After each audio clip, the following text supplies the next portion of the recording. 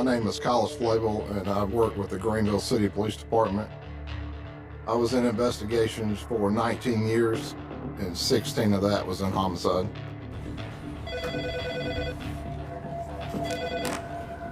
This is Flavel.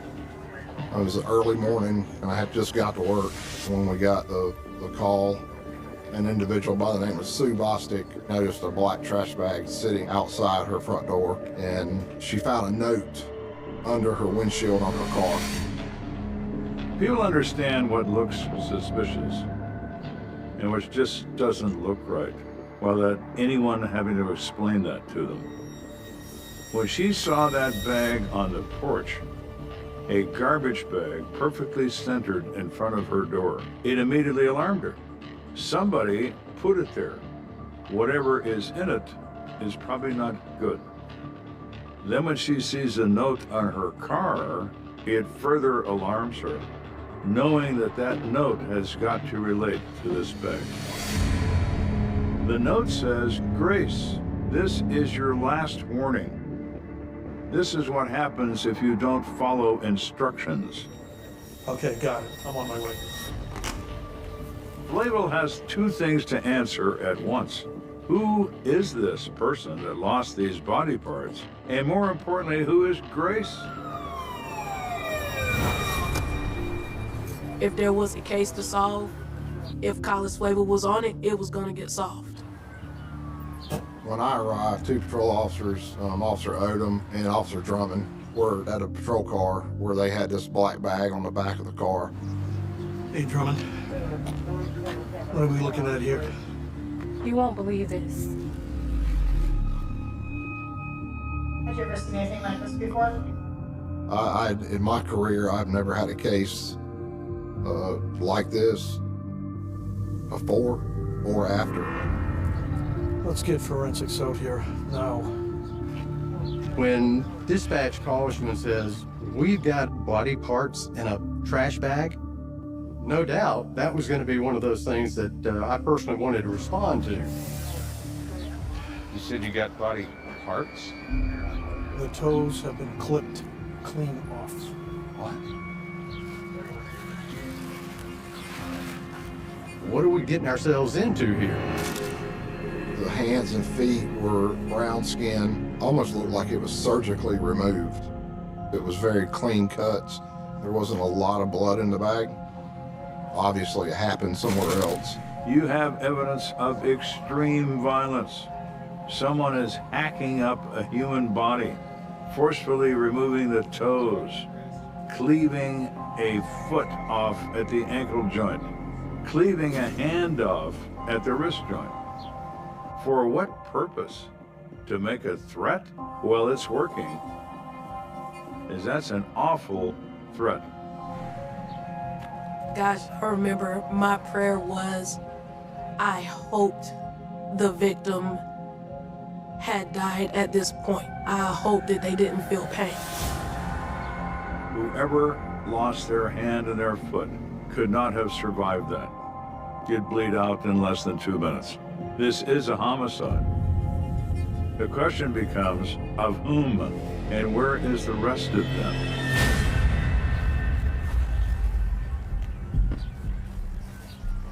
Let's have a look at that note.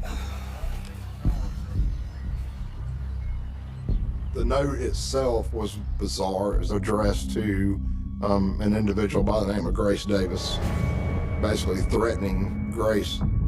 We learned that Miss Bostic is Grace Davis's aunt.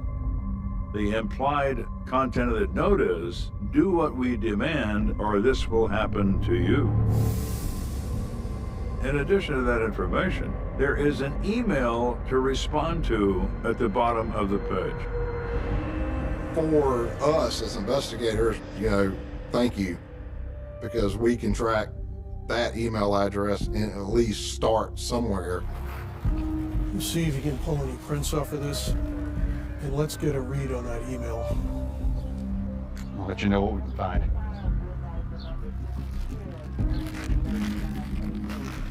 We had no clue what or who we were dealing with. Detective? Yeah. Got a problem. He's informed by radio that a second bag has been found at another house a mile away that also contains additional body parts.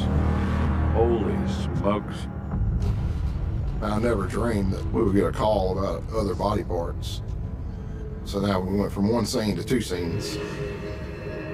My fear was that more bags would show up and that as they did, the case would just become more inhumane over time. We needed to get those body parts to the morgue because that was going to be key in trying to establish the identity of that person. The woman who lives in the second home is Judon Burnside. We learned that Judon Burnside is Grace Davis's mother. So we have Judon Burnside, we have Sue Bostic. Now Flavel has to set about finding Essers. So Sue and Judon are interviewed together. Grace Davis is one woman's daughter and the other woman's niece. Does she live with either one of you? She used to, but things have changed, and now we just take care of the kids. She's got into drugs, and her children were taken away from her, and she has drifted off into the streets. And they don't know where she is. They have no idea who would threaten her or why. They both assume it is some sort of drug debt or some sort of difficulty she has fallen into by living on the streets. But they don't know. They haven't seen her or talked to her for some time. They are independently raising her children in the hope that Grace will somehow straighten out her life and return to recover her children. That has not yet happened. So Flavel, once again, is faced with another mystery. Not only who Grace Davis is, but we don't know where she is. And we don't know how she could have acquired an enemy that is not only depraved, but is particularly evil.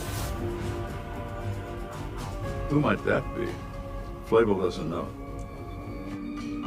Whoever is responsible for this doesn't know where Grace is either, or he wouldn't be leaving these threats with relatives. He'd be going directly to Grace Davis.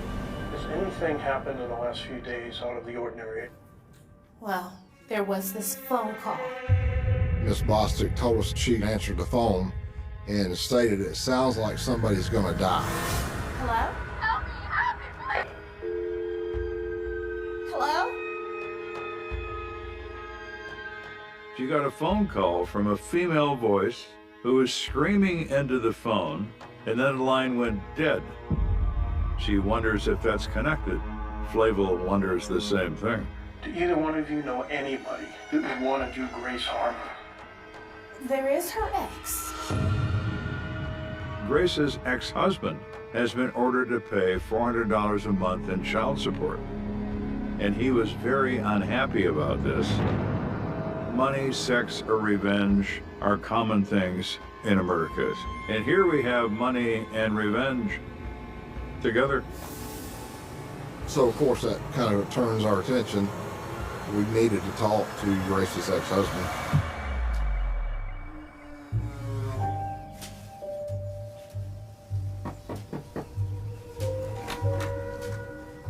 The ex-husband appears shocked, has no knowledge of any of this. Mr. Davis, I need to know where you were on the morning of the 7th. I was with my girlfriend. He pretty much had an alibi for the time frame that we were looking at. He was in a new relationship and his new girlfriend actually had taken him to work. We verified his work record, so we were able to clear him as a suspect. It's just not the guy. It just isn't. It's a shame. It would make this case a lot simpler, but it's not simple. Murders never are.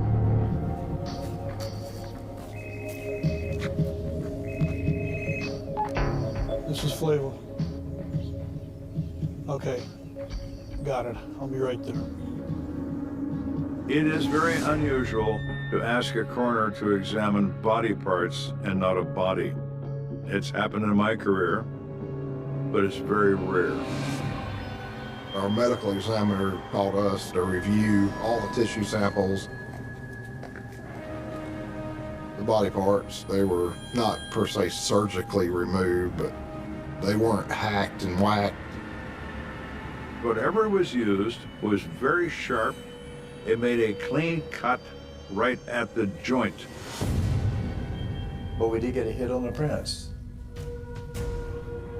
They do determine the identity of the parts by fingerprint. It's a female, and her name was Nicole Harris. She's 34 years old. I've never heard of Nicole Harris. So now we got to figure out why are your hands and feet in this bag? Now the questions become, where was she last seen alive? What is her connection, if any, to Grace Davis? We have someone who is such an enemy of Miss Davis, he's willing to kill just to make a point. That's a serious enemy.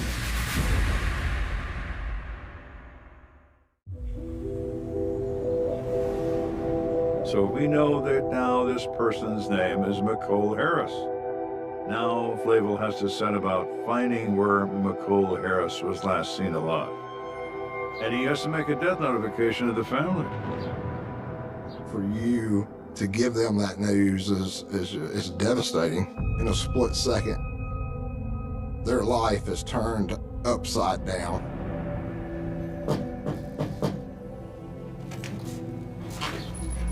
He finds her mother and has to explain that he doesn't have her daughter's body. He only has parts of it. So we learned that Nicole Harris was a 34-year-old mother, grew up in a normal family, a couple of towns away from Granville. Nicole was my baby sister. I kind of like raised her as my own. That was my heart. It was 7 of us, and Mika was the baby. We nicknamed her Mickey. Her personality was sweet and loving. She was lovely as a mother. She had the heart of gold. Where had she been living? That's the thing. She was not making the best decisions. Nicole Harris was somebody who had fallen on hard times because she had a drug habit. She would often find herself living on the streets or with random people. Due to Nicole's substance abuse problem, she didn't have custody of her kids. We used to, see each other on a regular basis, even though we were mostly with our grandmother. Mrs. Harris says her daughter has fallen on hard times, but still, Nicole Harris was trying to change her ways, trying to move back into a normal life, to get off the streets and away from the drugs and back to where she began as a mother. She was working towards getting her life together and coming home. I said, "Oh, you sure?" And she said, "Yes, ma'am, I am." I said, "I know the kids will be happy."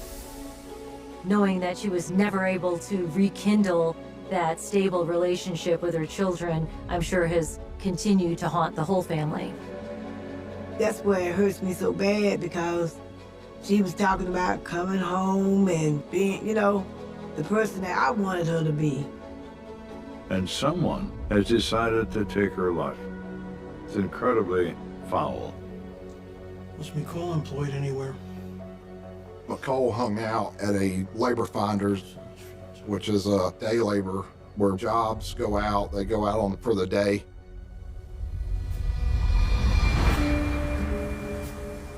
So Flavel goes to labor finders to see who knows Nicole Harris. Some recognize the name, some seem to recall her, but no one seems to know her very well. So Flavel doesn't really learn very much. Sometimes you pick the wrong rabbit hole. So you go back and start on another one. Then we started looking for Grace. This is Flavel. The Davis family reports that they now know where Grace probably is staying. We learned that she was living with a cousin out in the county. Flavel is thrilled, but at least he's going to be able to finally speak to Grace Davis to find out perhaps what is going on in this mess. Ma'am, I need to talk to you about a couple of incidents that happened at your mom and aunt's home. She had no clue that there was body parts left at these locations at her family's houses. Can we go inside and talk for a few minutes? Flavel wants to know how Grace Davis becomes somehow the focus of this murder case. Body parts? And the letters were addressed to me? That's correct. There was a direct threat made against her. That's going to scare anyone half to death. Are you familiar with anybody named Nicole Harris? That was a big mystery.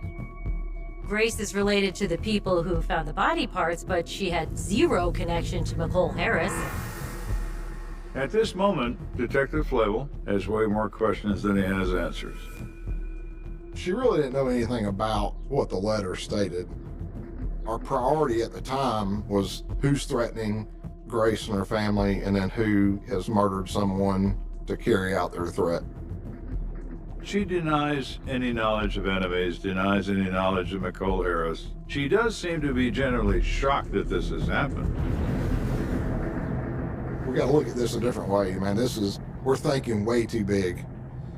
So we've got to back up, and we did.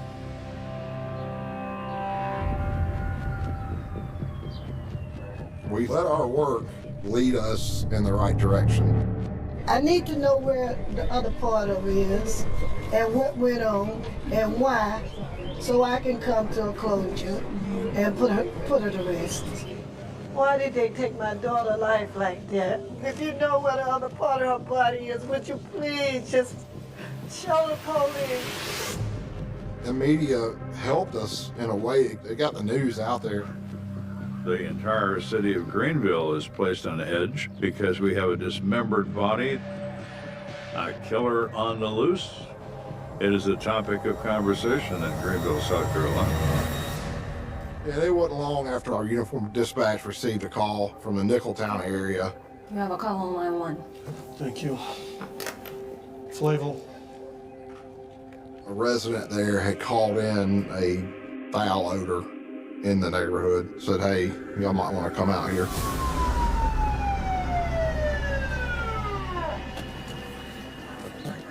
When they get out of the car, they're overcome by the smell of death. When you're a policeman, you never, ever forget the smell of death. Behind the house, we find a big, storage container. That's where the smell is coming from. The odor was unbearable, disgusting to say the least.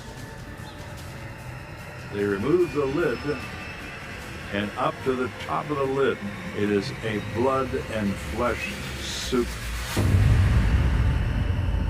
Maybe they have just found Nicole Harris.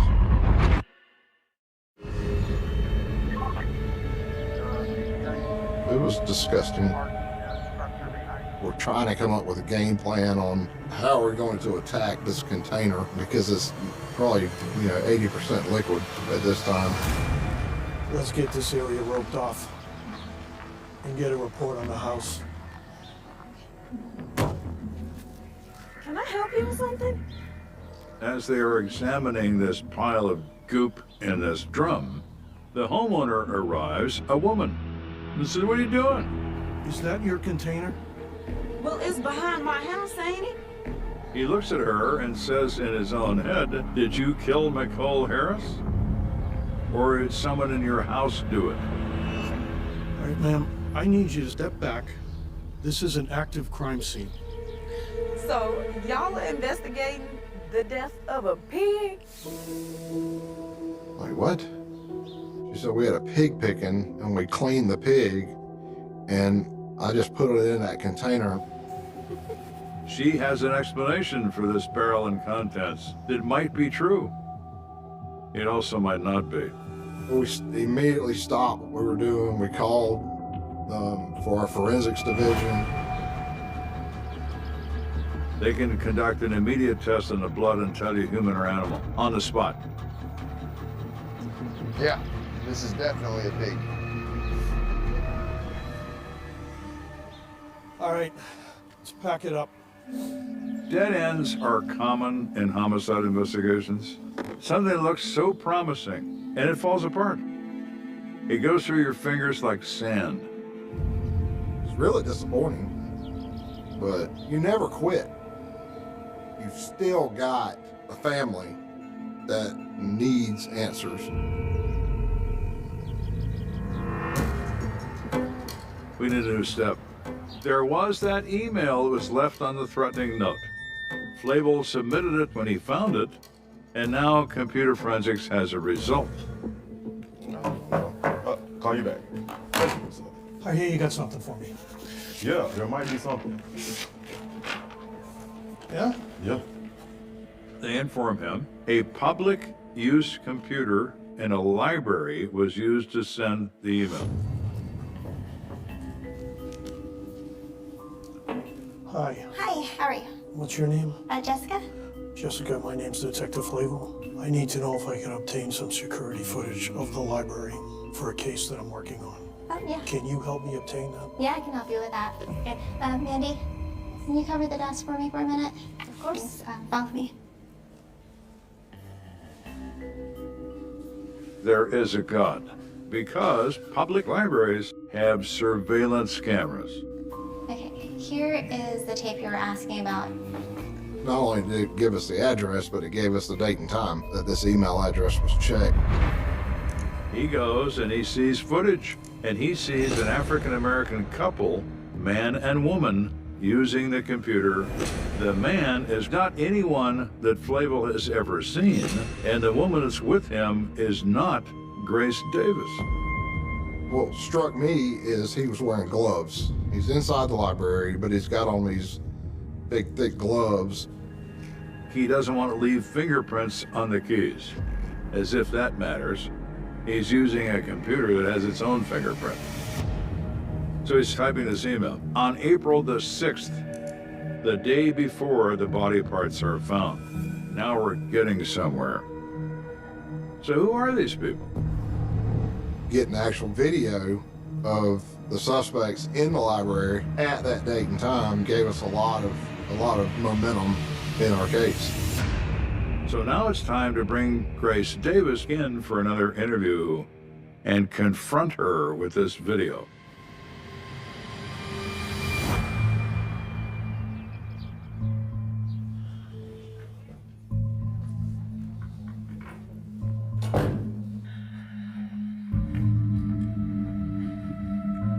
Grace,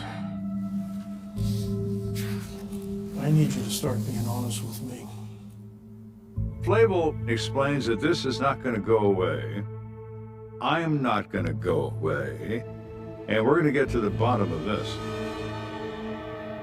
And I said, hey, do you recognize these people? Tell me what's going on. Okay, look, I know him and his wife, but I don't talk to them anymore. Who is he? And she cracks. She says, the people on this tape are Carmen and Clarence Jenkins. We used to live together and we used to date. All three of you? I got together with them and we all fell in love. I had a sexual relationship with Clarence Jenkins. I also had a sexual relationship with Carmen Jenkins. Okay. You started talking about a triangle situation where everybody's in love with everybody else. Things can get enormously complicated. It was good for a while until Clarence started being all controlling. She said he's real controlling and they can't leave the house. She says, then I found out that Clarence was abusive. So Clarence's verbal abuse and weirdness caused Miss Davis to come to her senses to some degree and to leave these people. I just knew I had to get out of there. So she makes a decision to leave, and she leaves, literally walks away. She left on the 16th of March.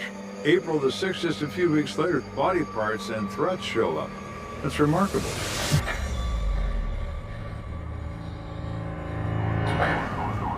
So now, who's Carmen Clarence? How are you involved in this? So we made an attempt to talk to Carmen and Clarence Jenkins to find out what was actually going on.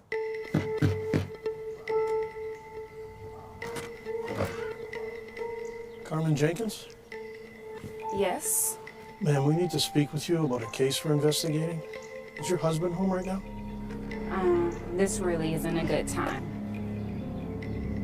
She immediately says that they're busy right now, but they will come down to the police station later in the day to discuss it with them, her and Clarence. So we left. But we had a team of investigators out there and we did surveillance. Minutes after Flavel leaves, the surveillance team reports that Carmen and Clarence are carrying black trash bags from their trailer to a dumpster. Detective Garrison was watching through binoculars and the trash bags got blue pull strings. The very same type that were found with the mutilated body parts. Flavel and his partner return to the dumpster near the property and look in the bags that they threw away. There were 2 or 3 empty bleach bottles, ammonia bottles, carpet cleaning solutions, of course indicative of somebody cleaning something up. Whatever happened to Nicole Harris probably happened to her in that trailer.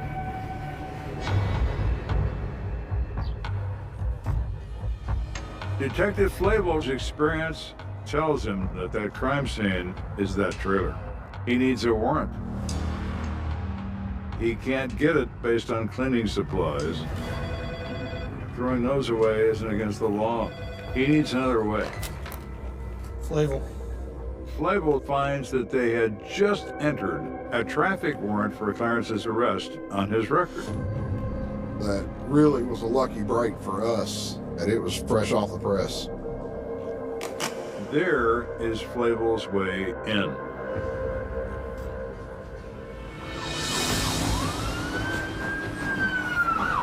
They return with their search warrant in hand. Police, open up! They knock on the door,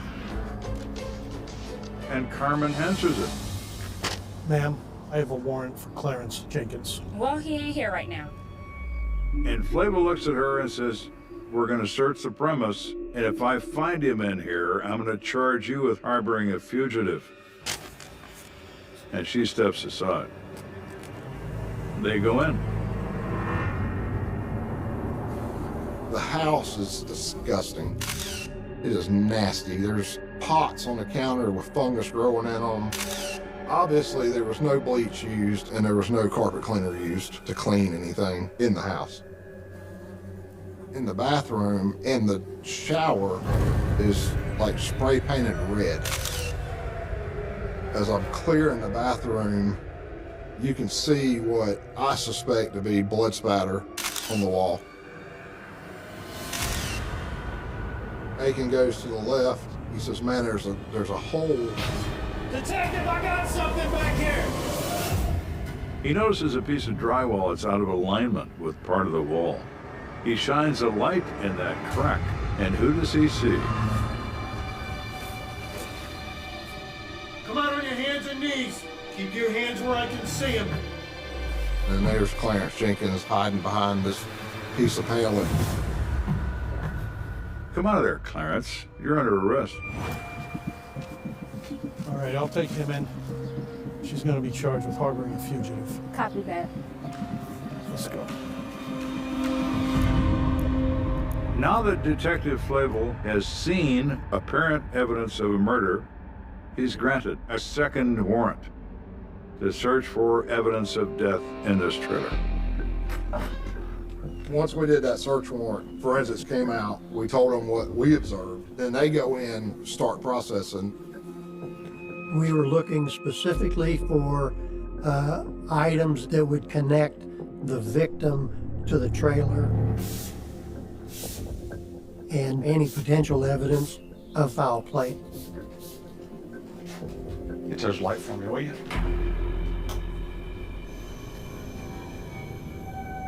That's positive for blood. When you look into the bathroom, you could see the wallpaper was gone. Inside of the shower stall was painted, the floor was painted. They're trying to cover up blood. They missed a number of places, which you can see blood spatter on the walls, blood spatter on the sink area, staining everywhere. I go to the back bedroom. Found these and that. There were knives, swords, handcuffs in the back bedroom. We knew we had something with the knives.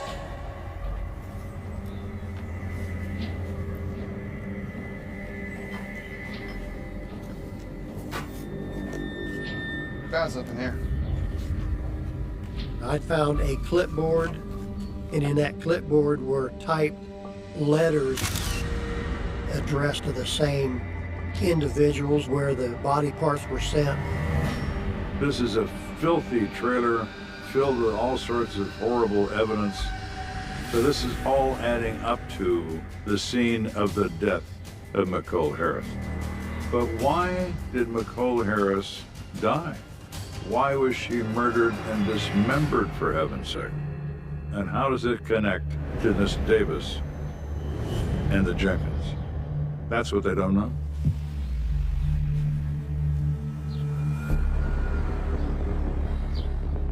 So Clarence was eventually transported down to the law enforcement center where I went and interviewed him. Look, Clarence, we know you're involved. We found the letters, we found blood, and we even found the trash bags. It wasn't me.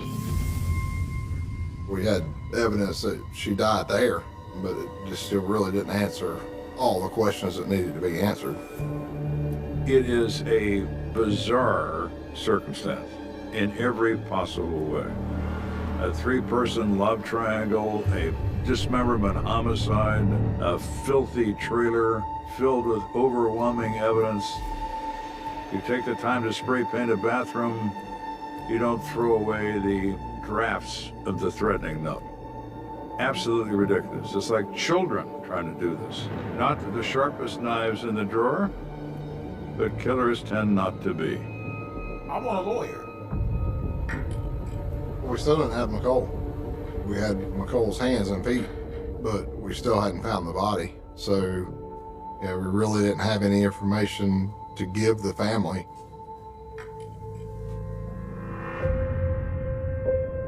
I have faith in God, and I know that it was going to get solved. But, I mean, it was just devastating.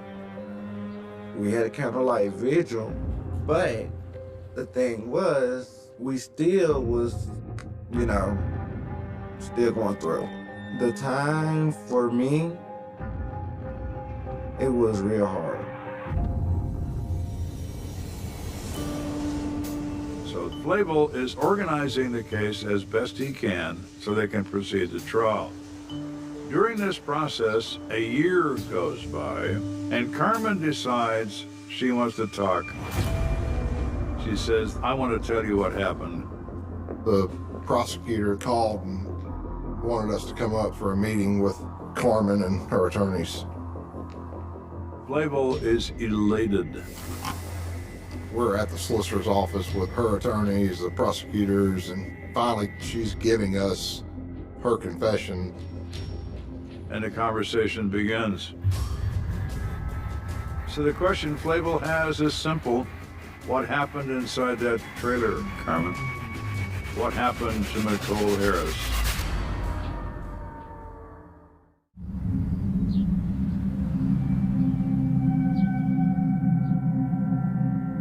Carmen sits down with Detective Flavel. Flavel says, I want you to tell me the entire story. How did all this unfold? That interview is probably one of the coldest interviews I've ever done. She was just as cold as she could be. She says that Clarence Jenkins had met Grace Davis on the street and brought her home with him. When Grace left her ex-husband, she ended up in a women's shelter for a little while. So Clarence offered for Grace to move in with him and his wife. Davis moved into their trailer and became sexually involved with both of them. They were all happily together. So happily, they had considered trying to get married as a threesome to somehow make this official. So what went wrong? Things got heated between Clarence and Grace. I guess the dynamic of it was such that he was definitely the one in control, and his personality wasn't anything she planned to deal with on a long-term basis. Clarence was verbally abusive, and it upset Grace Davis, and she decided to leave them. So when Grace left to make a better life for herself, they're like, it's the three of us or none of us. Clarence was wild. No one leaves him. He's going to get her back at any cost. Clarence goes to labor finders. He notices Nicole Harris.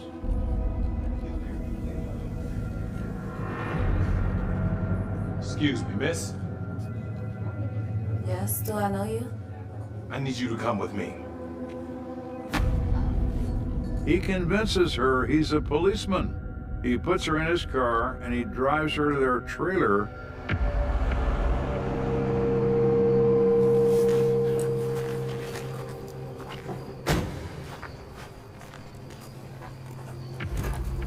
I thought we were going to the station. Give me your hands. Come on.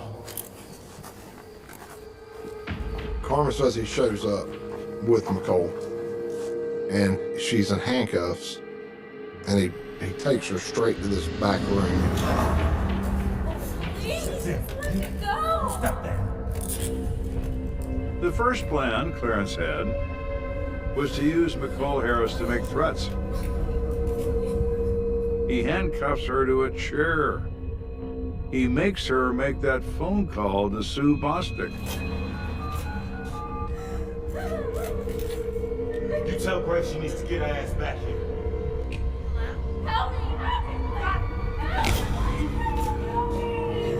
Although she didn't follow the script and didn't say much, which is why Bostic only heard screaming and then the line went dead. And then what happened? The threats weren't working, so Clarence came up with another idea. And then Clarence just comes up to Carmen and says, "Hey, you gotta kill that girl." Here.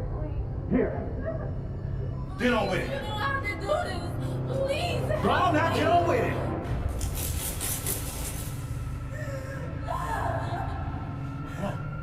It's a monstrous idea. Clarence Jenkins is willing to use the death of a perfect stranger as a device to regain the love and admiration of another female. How sick is that? How sick can you be? And Carmen is a participant in this crime. Clarence tells her to use a piece of coaxial cable and strangle her. Carmen goes in there, puts the coaxial around Nicole's neck, and tries to strangle her. But I wasn't strong enough, so Clarence did it. I can't do it. So Clarence takes over and kills her by strangling her to death.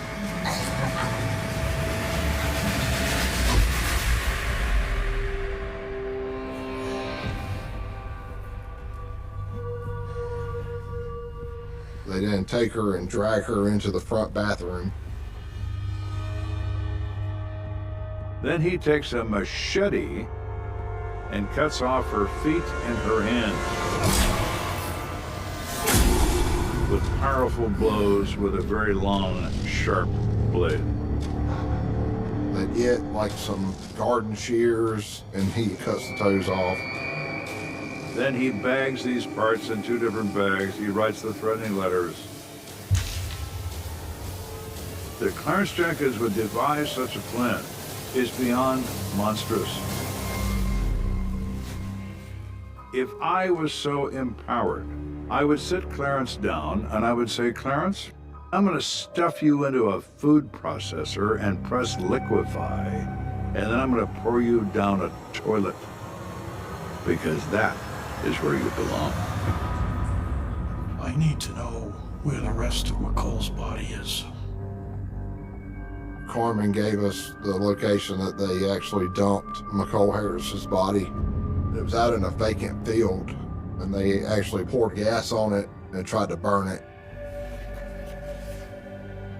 Good heavens. For what? The love and admiration of a female. Apparently so.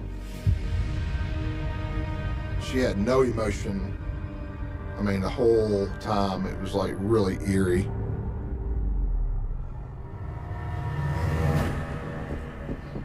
We called Upstate Search and Rescue, and they brought their dogs out. We were unfortunate that most of that area had been cut sometime in that year and a half, but all in all, we did collect a number of bones, and there were 8 or 10 different items of evidence that we collected. One of those items of evidence being a pair of garden loppers.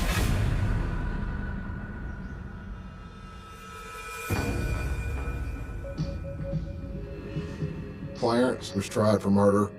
He was convicted and he was given life without parole. Carmen was originally sentenced to 50 years, and after her testimony, that sentence was reduced to 40. You just killed someone just to play some silly game, so what's enough? You always think of dangerous people as having like lots of weapons, but really the most dangerous people that exist are those without empathy.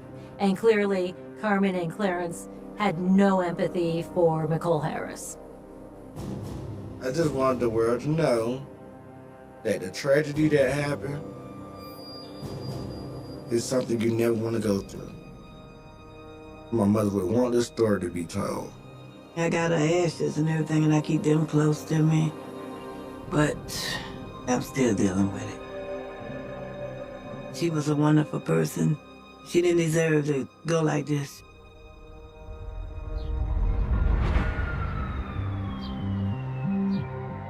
Detective Flavel represents yet another American detective whose experience, whose perseverance unraveled this case and punished the people involved. He's to be admired for that, along with every other American detective who does the same thing every day and every night.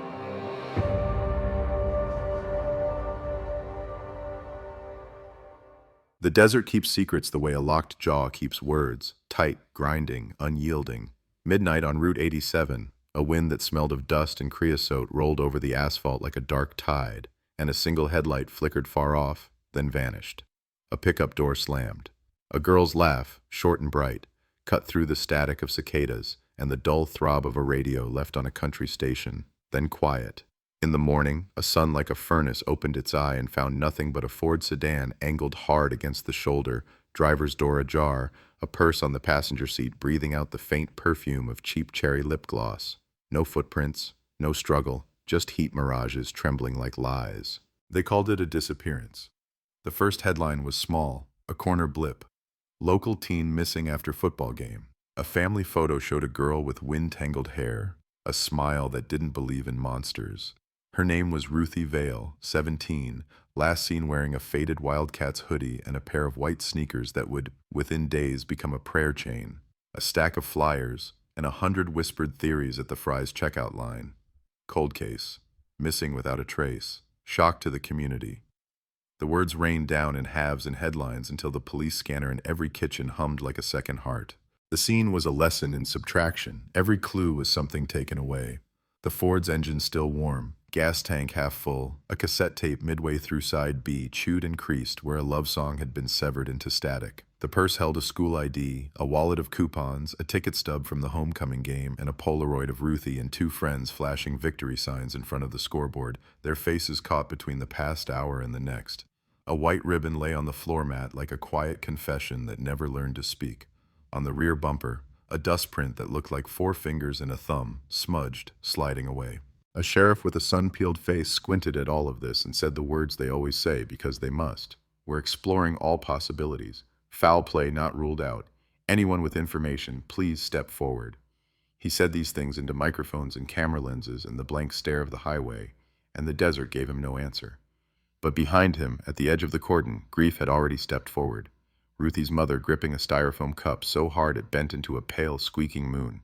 A father staring at the heat-shined road like it might cough up the name of the person it swallowed. Inside the car, another detail, a scrap of duct tape tucked under the passenger seat, the gummy side collecting dust and a few bright hairs like trapped sunlight. Not enough for a lab to build a world on, not then. 1994 meant cotton swabs and sealed envelopes and a promise. We'll keep it, we'll try later, we'll get better at this. The evidence locker became a time capsule waiting for a future that could read what the present could not. In town, the story moved like a fire. People drew routes on napkins at the diner and tapped them with fingernails. The football field, the parking lot, the store where a gas station clerk said he saw a blue pickup idling by the payphone. A caller on the late-night radio show swore she heard a scream near the wash around 1 a.m. But the coyote chorus makes tricks of human ears.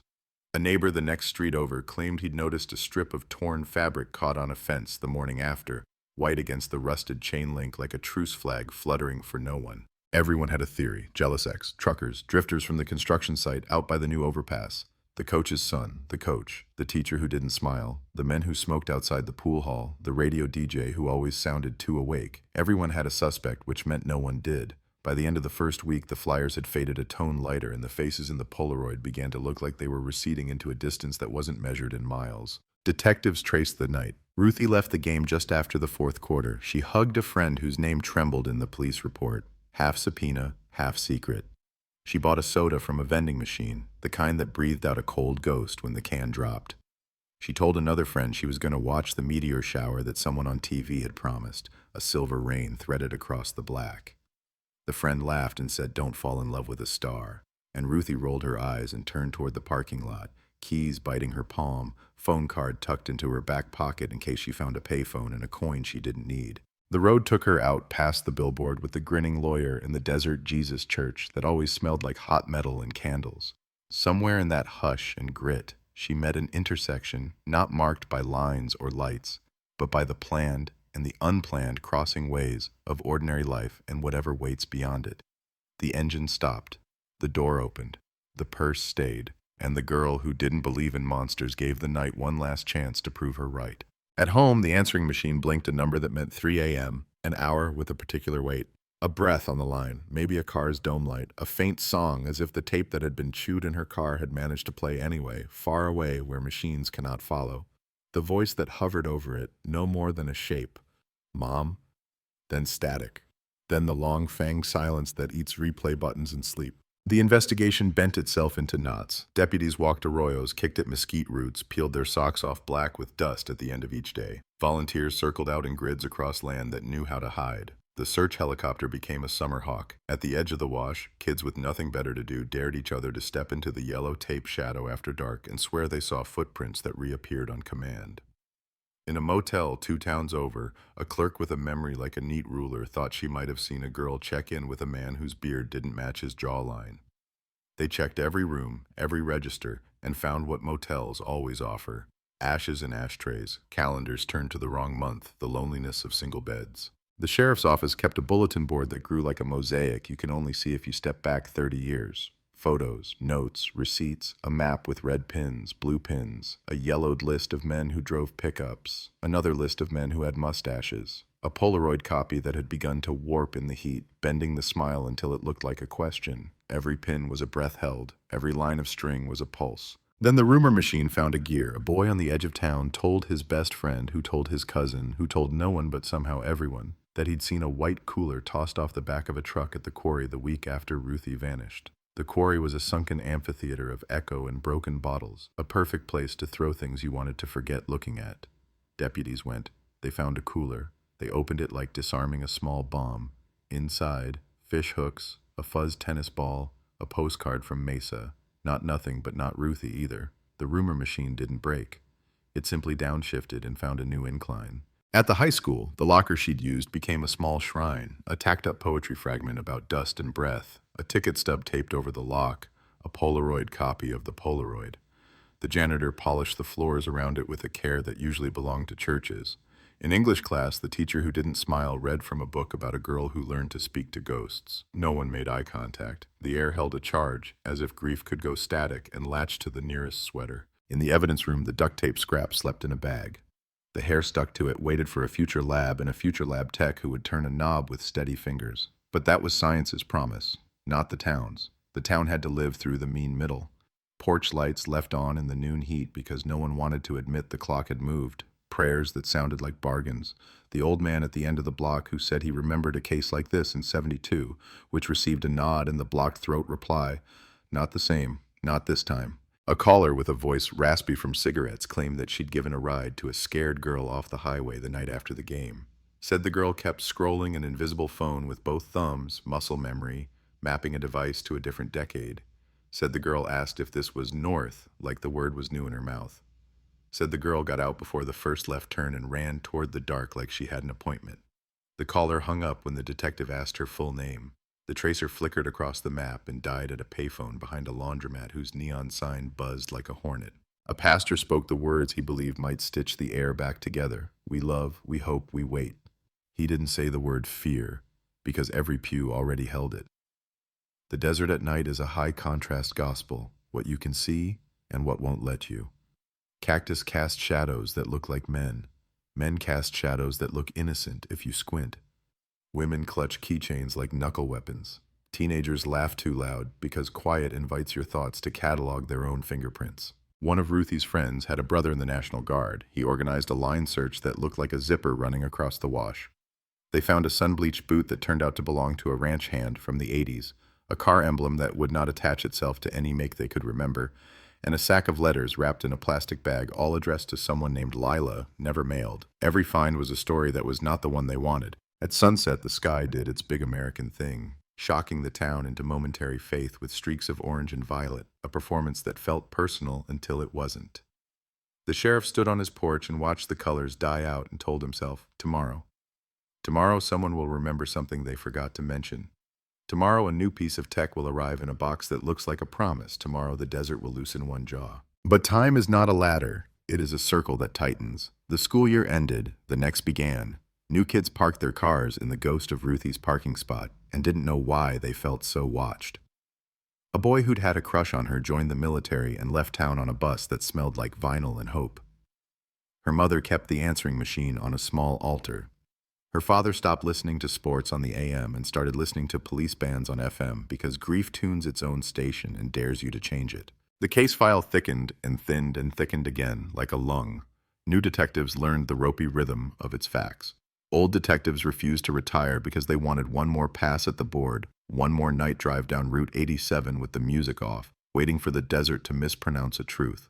They kept the Polaroid at eye level. They kept the white ribbon in a clear sleeve. They added a note in careful block letters. Look under. Look under what? The car, the road.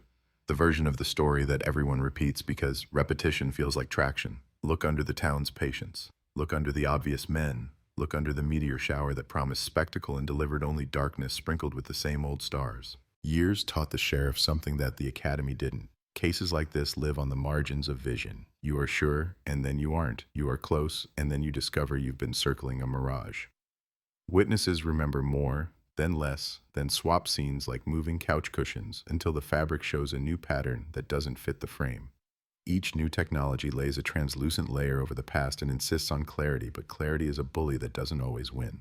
At a Christmas parade 3 years later, a float rolled by with kids dressed as angels and cowboys, and Ruthie's mother stood up fast, one hand on her throat, because for a second she'd seen a girl on the back of a paper mache saguaro who looked so like her daughter that it broke the night into glitter. It wasn't her. It never is until it is. And this wasn't. The band moved on. The cymbals crashed. The lights made the asphalt wet with color that could not be wrung out. In the quiet after, the father said the name once, like a match in the wind. Cold case, that's what the file stamped itself. The words sounded official, but really they were a way to freeze the ache and store it where it wouldn't rot the desk. The community learned to live with a missing person the way you learn to live with a missing step. You adjust your stride, you warn the guests, you never walk the stairs in the dark. New tragedies came, as they always do, shouldering into the line, demanding a share of candles and casseroles. Ruthie remained, not a headline now, not an anniversary, but a seam. Touch it, and the whole fabric pulled. Every so often, someone would drive out to the spot on Route 87 where the Ford had once sat like a question. They'd park, step out, and listen to the big hush. Even the cicadas sound like they're holding their breath there. A truck would roar by, shaking the bones of the road. The wind would lift the hair at the base of the neck. The heat would lay a hand on the mouth. You could almost hear a cassette tape trying to unspool a song and failing, the plastic ribbon twisting in the dark, a soft, stubborn snake. Years later, a new detective moved to town. Young, crew-cut, sleeves rolled, knuckles lined with tiny scars that told a hopeful story about tenacity. He opened the case file with the ceremonial calm of a surgeon and found the duct tape scrap, the hair, the Polaroid, the ribbon, the map, the list of mustaches. He smiled in that tight way city cops do when they see an old ghost and think, I have new tools. He sent the hair to a lab with machines that hummed at frequencies the human ear can't love. He requested a run through a database with a name like a prophecy. He waited exactly 40 days. The phone rang. A technician on the other end spoke in letters and numbers that meant a partial profile, a distant cousin, a shadow on a family tree. A match? Not yet. A direction, north. He pinned a new pin. He drove the road again and again until the mile markers felt like beads in a rosary. He talked to the DJ, the coach, the teacher who didn't smile, the clerk with the ruler memory. He knocked on a door in a trailer park that smelled like fried onions in memory and asked a man whose beard matched his jawline perfectly if he'd ever owned a blue pickup in the 90s. The man laughed like a door closing.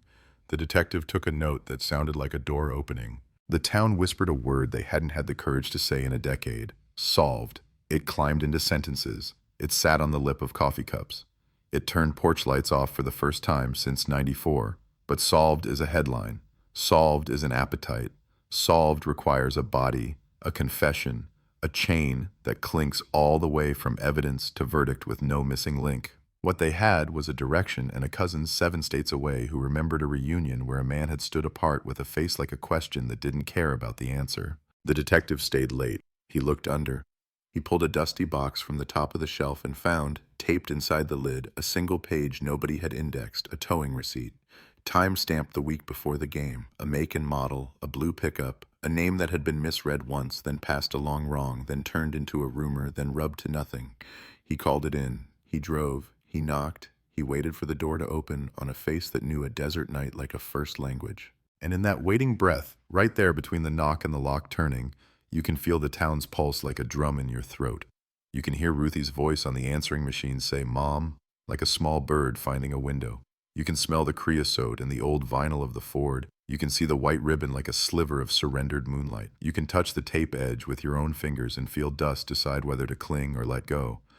The story balances on a razor. The headline sharpens itself in silence. Cold case, solved, not solved, shock, closure, mystery. The words all wait together in the hot air, patient as stones, while the door begins, at last, to move. The door cracked open with a groan that sounded like an animal woken from deep sleep. A thin rectangle of yellow light cut across the detective's boots, dust motes dancing like sparks in the air. Inside stood a man who looked both older and younger than his years, as if his bones had rusted while his eyes refused to. His hair was iron gray but too thick, his jaw unshaven but precise, his shirt stained but carefully buttoned. He leaned against the frame with the ease of someone used to watching others hesitate. For a long beat, neither spoke, and in that desert silence, the word everyone in town had whispered began to shape itself in the detective's throat. Suspect. The man's name matched the towing receipt, a blue pickup, registered, then sold, then disappeared into paperwork fog. He said the words like a joke when the detective asked. Had a truck once. Everybody had a truck. Blue? Maybe. Don't remember. Years blur, officer. Or detective. Whatever you are. His smile was like barbed wire, teeth catching light, sharp and cold. The detective didn't smile back. He asked if the man remembered Route 87. The man shrugged.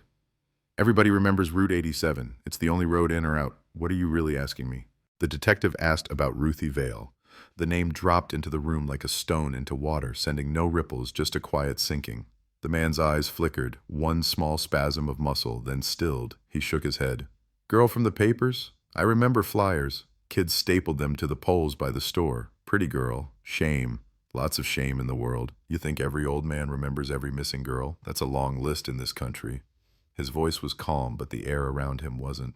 The detective noted the pause, the throat swallow, the quick glance to a counter where a coffee mug steamed too fresh for a man who claimed he was about to sleep. He asked if he could come inside. The man didn't move. Then he laughed low, like gravel rolling downhill. You got a warrant?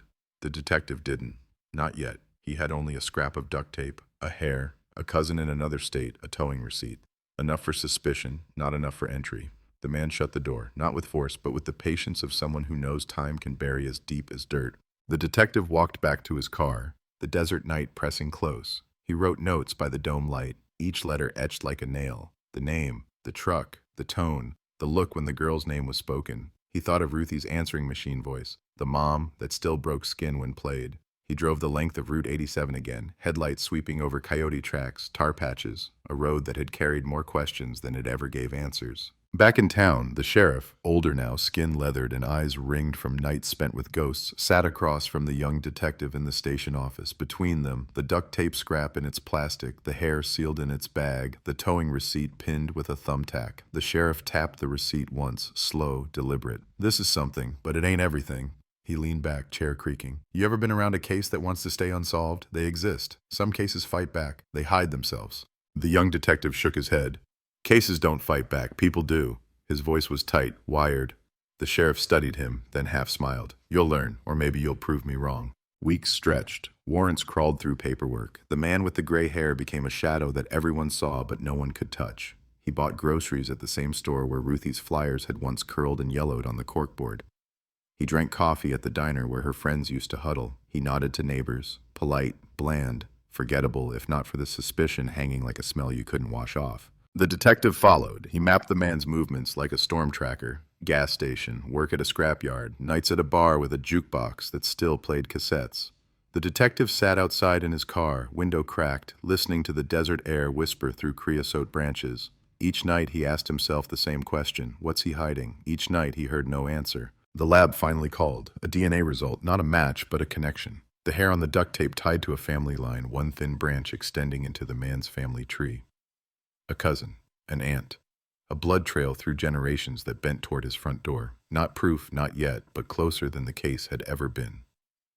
The detective pressed the phone so hard to his ear he left a red mark that lasted all night. News leaked the way news always does in small towns. Cold case breakthrough. DNA leads to local man. Community braces for arrest. Headlines bled into gossip. At the diner, people leaned closer, voices sharpened. It was him all along, wasn't it? Lived right here. Others shook heads, wary. No trial yet. Don't spread it. We've been wrong before. But the word solved crept in, bold, premature, irresistible. The man felt it too. He walked the aisles with slower steps. He glanced at mirrors longer, as if measuring what they showed against what others saw. He drank more at the bar, jukebox songs louder, his laughter brittle like glass about to shatter. The detective watched from the lot, writing, waiting, the case pressing like a weight on his ribs. Then came the knock, this time with a warrant. Deputies in dark uniforms, gloves tight, boots steady. The man opened his door again, but his smile didn't come. He watched as they entered, searched, lifted cushions, unscrewed vents, opened closets. They bagged items, tagged evidence, spoken codes. On a top shelf in the garage, they found a box, inside photographs.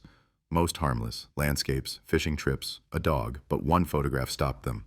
A Polaroid. 3 girls flashing victory signs in front of a scoreboard. Ruthie, smiling, frozen, the same Polaroid she'd kept in her purse, only this copy had been torn, edges frayed, as if ripped from another hand. The detective held it in gloves, breath shallow. Where'd you get this? The man shrugged. Everybody had those. They were passed around, copies everywhere. You can't prove where mine came from.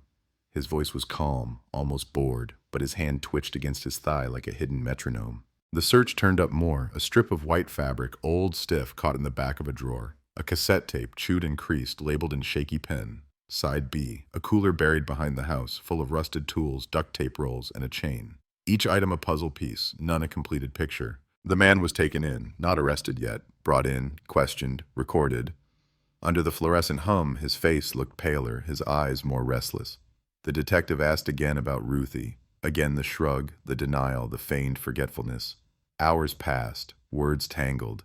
He asked for a lawyer. The session ended. Outside, the desert didn't change. Stars burned cold and sharp. Coyotes yipped. The road stretched, same as ever. But inside the town, a shift cracked open. People whispered louder, bolder, solved. The word no longer cautious. The case no longer frozen. Parents clutched children tighter, both in fear and in gratitude. Porch lights flicked off at last. But not all. Some stayed burning because not everyone trusted closure. The sheriff stood in front of cameras again, older, slower. We've made progress in the 1994 disappearance of Ruthie Vale. Evidence has been collected. A person of interest is being questioned. We ask the public for patience. His voice cracked on patience. Behind him, the detective's jaw was set like stone, eyes burning with something past exhaustion. The Polaroid sat in an evidence bag on the table. The cassette tape waited for analysis. The white fabric whispered of struggle, of silence. The duct tape hair pointed like a compass to bloodlines that converged. The case was no longer cold. It was burning, again, after decades of ice. Yet beneath the surface, unease simmered. What if the evidence bent the wrong way? What if it slipped? What if the man walked free, smiling that barbed wire smile into the town that already believed him guilty?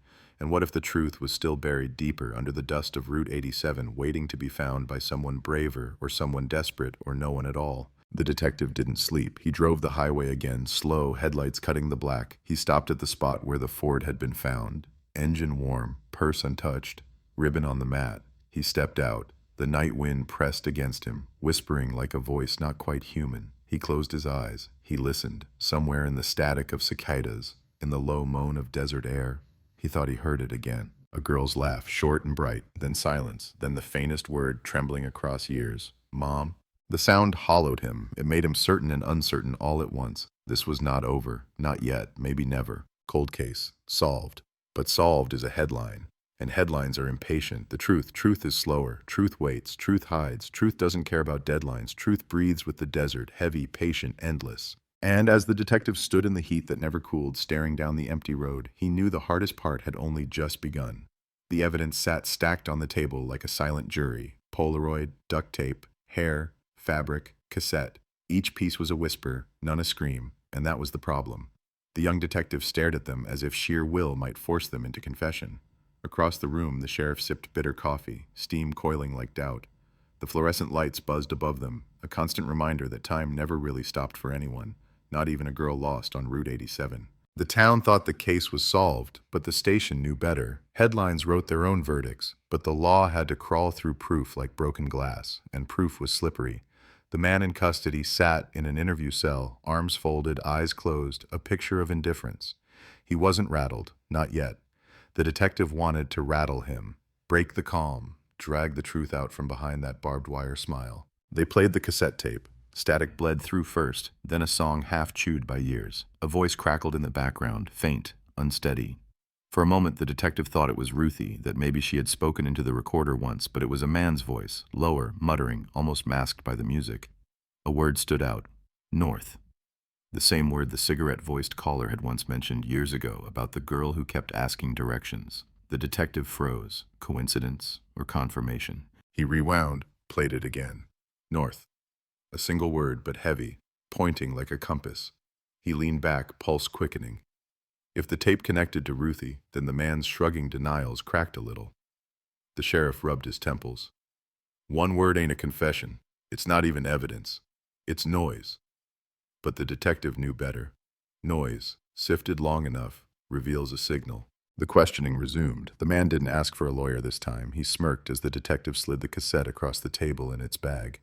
Recognize this? The man tilted his head, studied it, then shrugged. Looks old.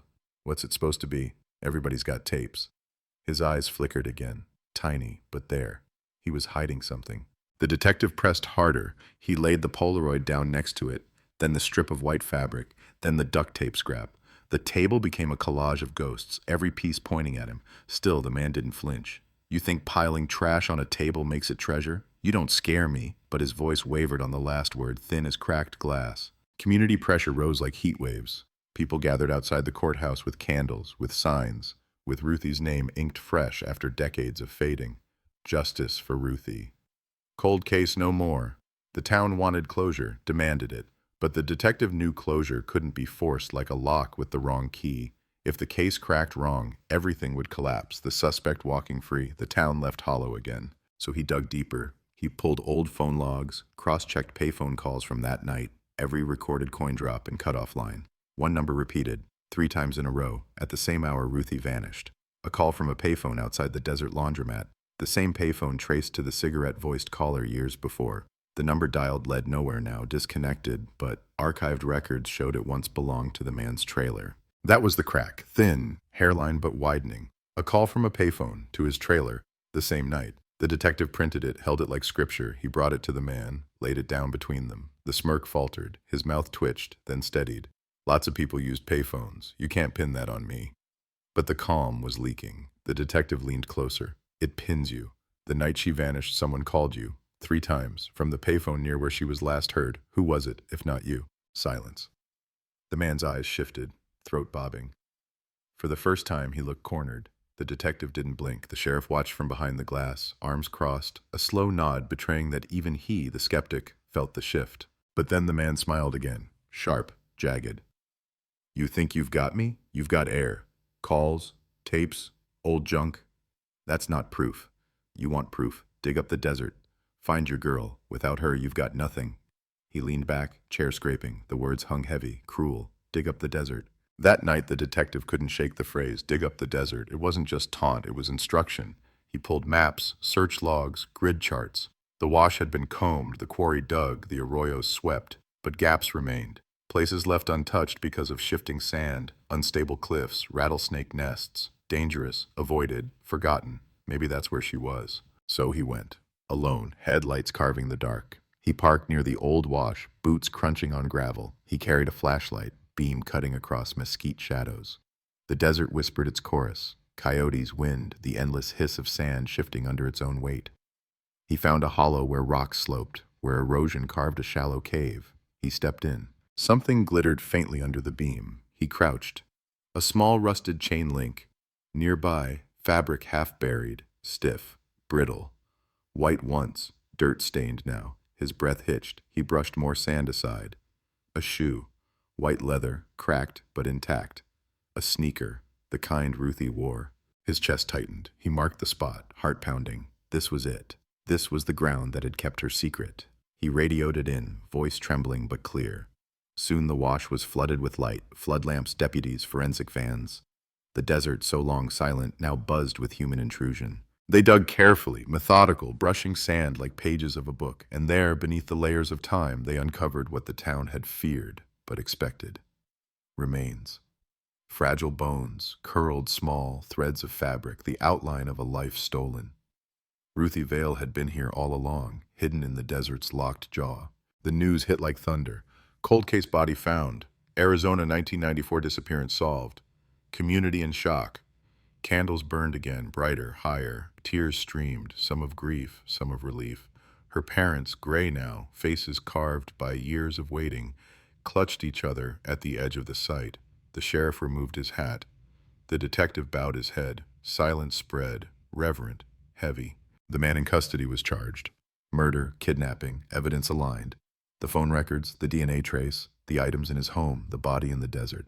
The case that had frozen for decades now burned with momentum. The town roared with headlines, voices, fury, relief. Cold case solved, justice at last. But even as the gavel readied, doubt lingered. Questions swirled. Why had he kept the Polaroid? Why bury her so shallow, where time might expose her? Why call his own trailer from the payphone? Why leave the duct tape scrap in her car? Sloppiness, arrogance, or someone framing him all along? The detective couldn't shake it. Cases don't end with arrests. They end with truth, and truth still felt buried. The man denied it all in court, smirk gone now, replaced by rage.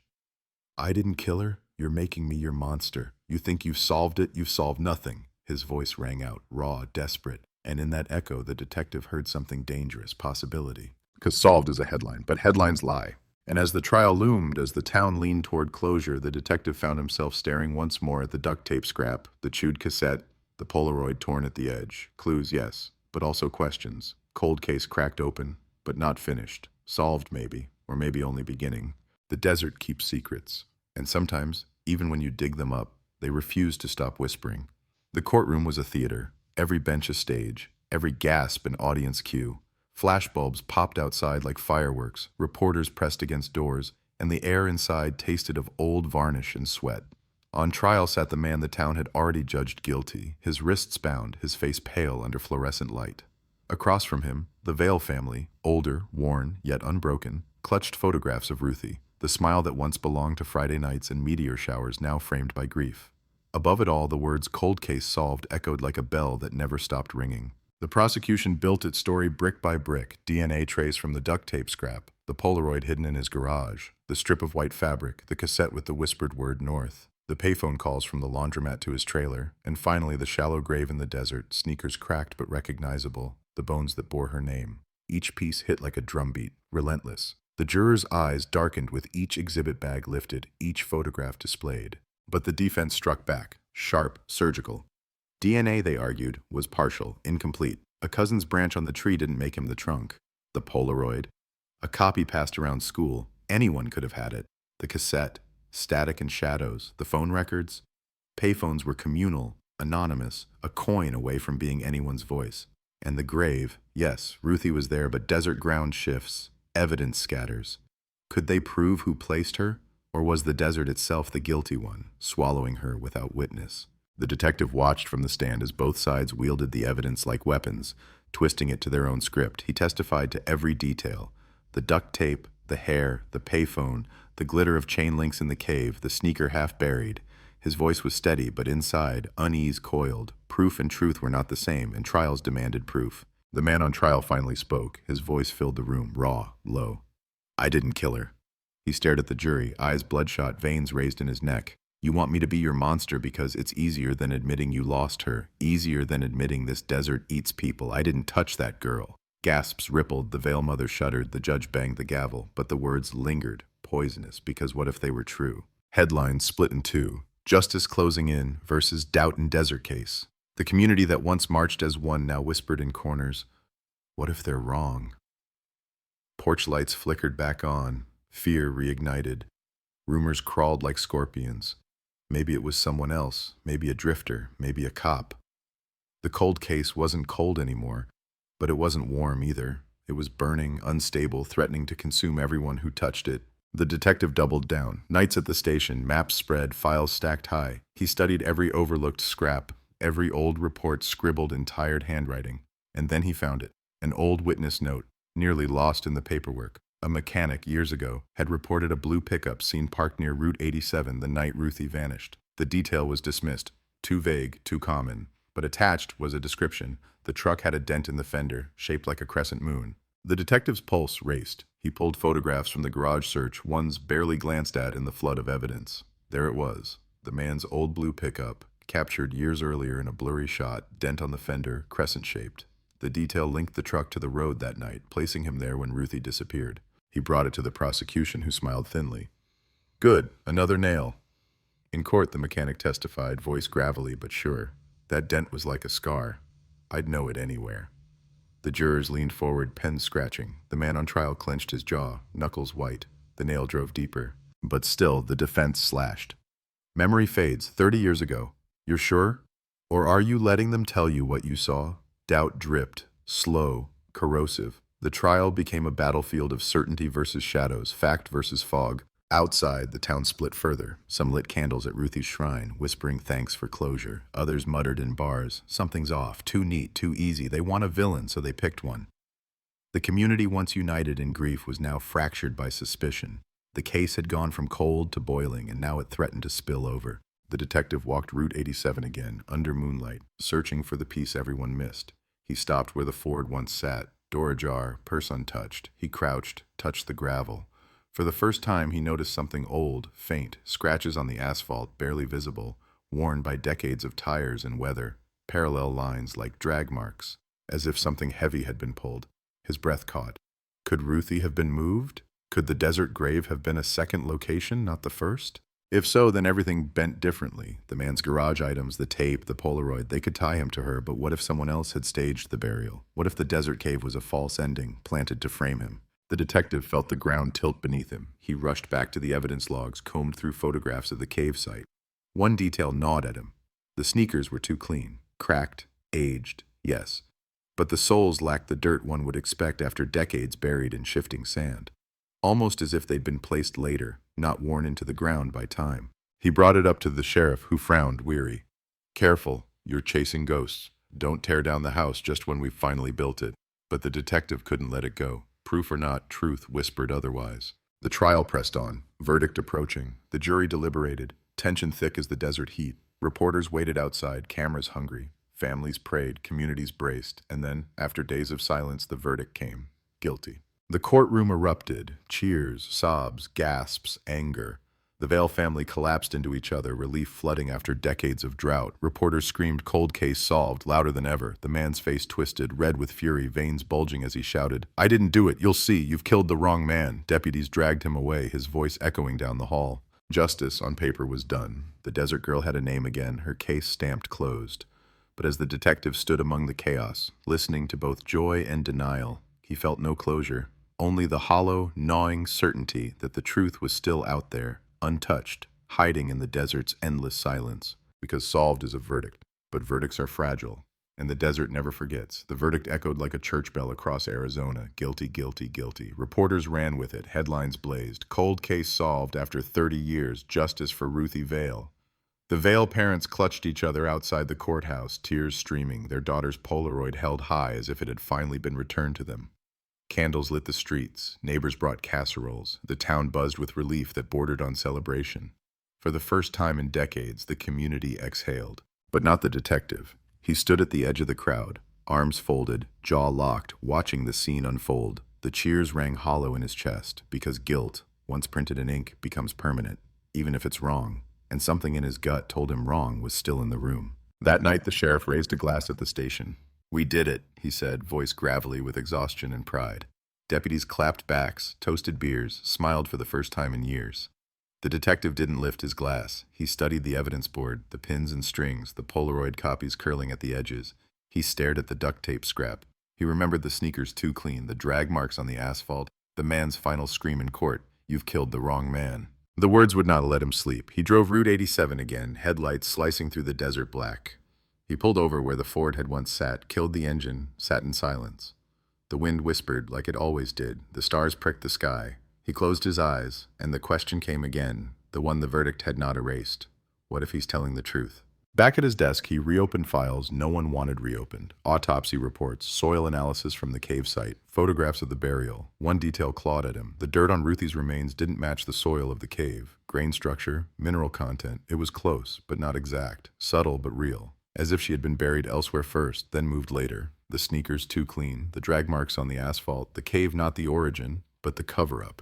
If true, then who moved her? Who placed her there? And why, after all those years, was she suddenly found, just when technology finally pointed to the man in custody? The detective's thoughts spiraled. Could it have been staged? Could someone have planted her remains to frame him, knowing suspicion already hung over his head? The idea was poison, but poison he couldn't spit out. He sought out Ruthie's old friends, the ones from the Polaroid.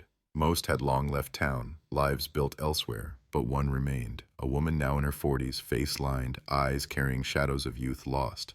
She agreed to meet at the diner where the jukebox hummed faintly in the corner. She spoke softly, voice trembling. We all thought it was him. Back then, he was strange. Watched us sometimes from his truck. Ruthie even joked about it, the guy in the blue pickup.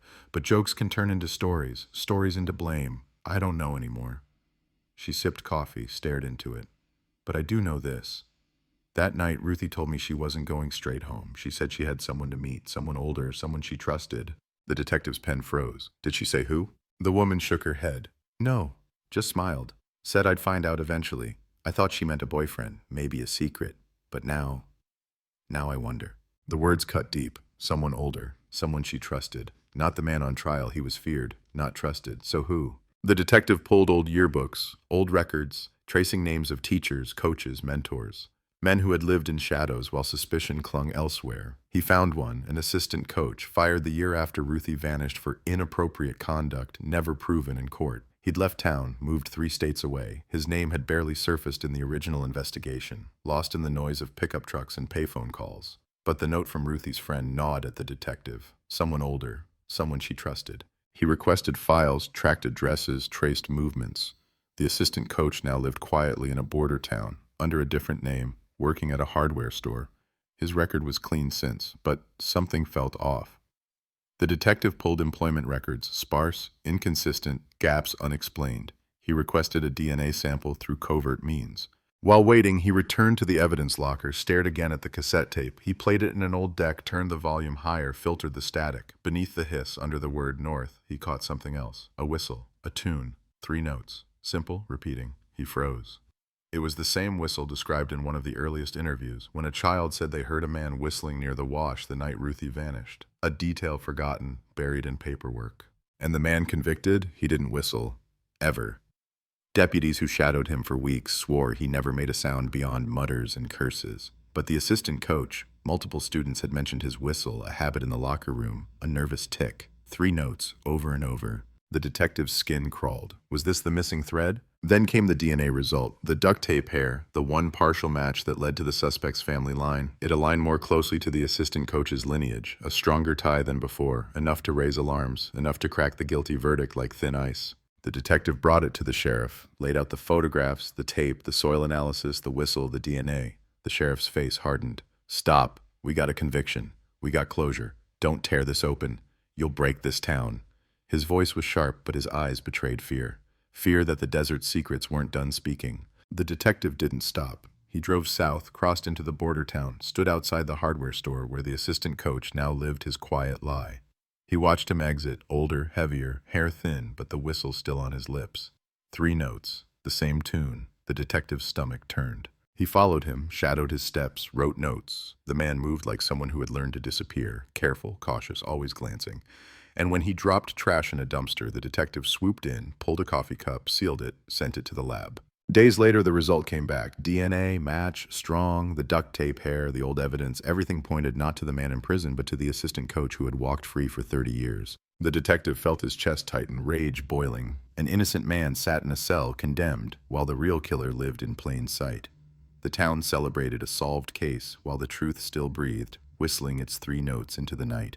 The detective knew what had to come next. Another arrest, another trial, another storm. But how to tell the town, how to tell Ruthie's parents that the justice they clutched was false, fragile, a mirage. The desert never forgets. And now it demanded one more reckoning. The desert has a way of mocking justice. One headline screamed, "Cold case solved," yet the detective now carried proof that justice had been pointed at the wrong man. DNA didn't lie. The duct tape hair, once a faint trail, now blazed clear. The assistant coach, the trusted figure Ruthie had hinted about, the man who had vanished just as suspicion should have turned his way. While a convicted man languished behind bars, the true predator whistled freely under border town sunsets. The detective didn't waste time. He prepared the file. DNA confirmation, whistle testimony, soil analysis mismatch, the Polaroid connection. He brought it to the sheriff, slammed it down on the desk. "We arrested the wrong man." His voice was flat, sharp. The sheriff didn't even look at the papers at first. He rubbed his face, groaned, muttered, "Do you understand what you're saying? We've got a guilty verdict. We've given this town closure. If we tear it open, we don't just break the case, we break everything." But the detective refused silence. Closure built on a lie isn't closure. It's rot, and it spreads. His eyes burned. The killer is still free, and he's not going to stay free on my watch. The sheriff finally looked down at the evidence, at the DNA printouts glowing under the harsh desk lamp. He sighed. God help us. The next morning, warrants moved in whispers. Judges balked. Overturning a conviction was poison, career suicide. But the DNA was undeniable. Quietly, secretly, a new arrest order was signed. The detective drove south with 2 deputies, unmarked car humming low against the endless highway. Each mile tightened the knot in his chest. He could already see the headline forming, "Cold case shock. Second arrest stuns Arizona." The border town hardware store buzzed with ordinary life. Customers carried lumber, nails, paint. And behind the counter, there he was, older, thicker, but unmistakable. The assistant coach. whistling those same 3 notes while he rang up a box of screws.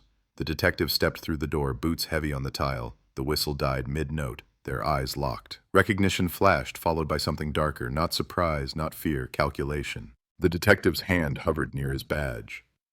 "You're under arrest." The words cut through the air like broken glass. Customers froze, nails and hammers clutched in half-raised hands. The deputies flanked him, hands resting near holsters. The coach's face twitched, lips curling into something between a sneer and a laugh.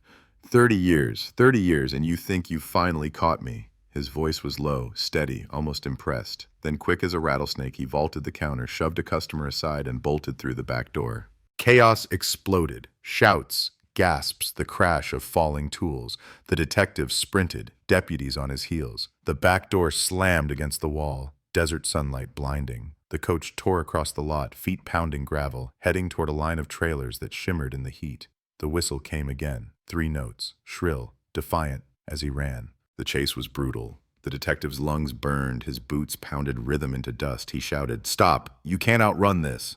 But the man ran like someone who'd practiced for decades, weaving between trailers, cutting sharp turns, knocking over trash cans to slow pursuit. Neighbors yelled, dogs barked, the town's calm shattered into chaos. Finally, the coach stumbled, his foot caught on a loose hose, body slamming hard into gravel. Deputies closed in, guns drawn, shouts echoing. The man rolled, eyes wild, spitting blood, screaming, "You've got nothing! No one will believe you!"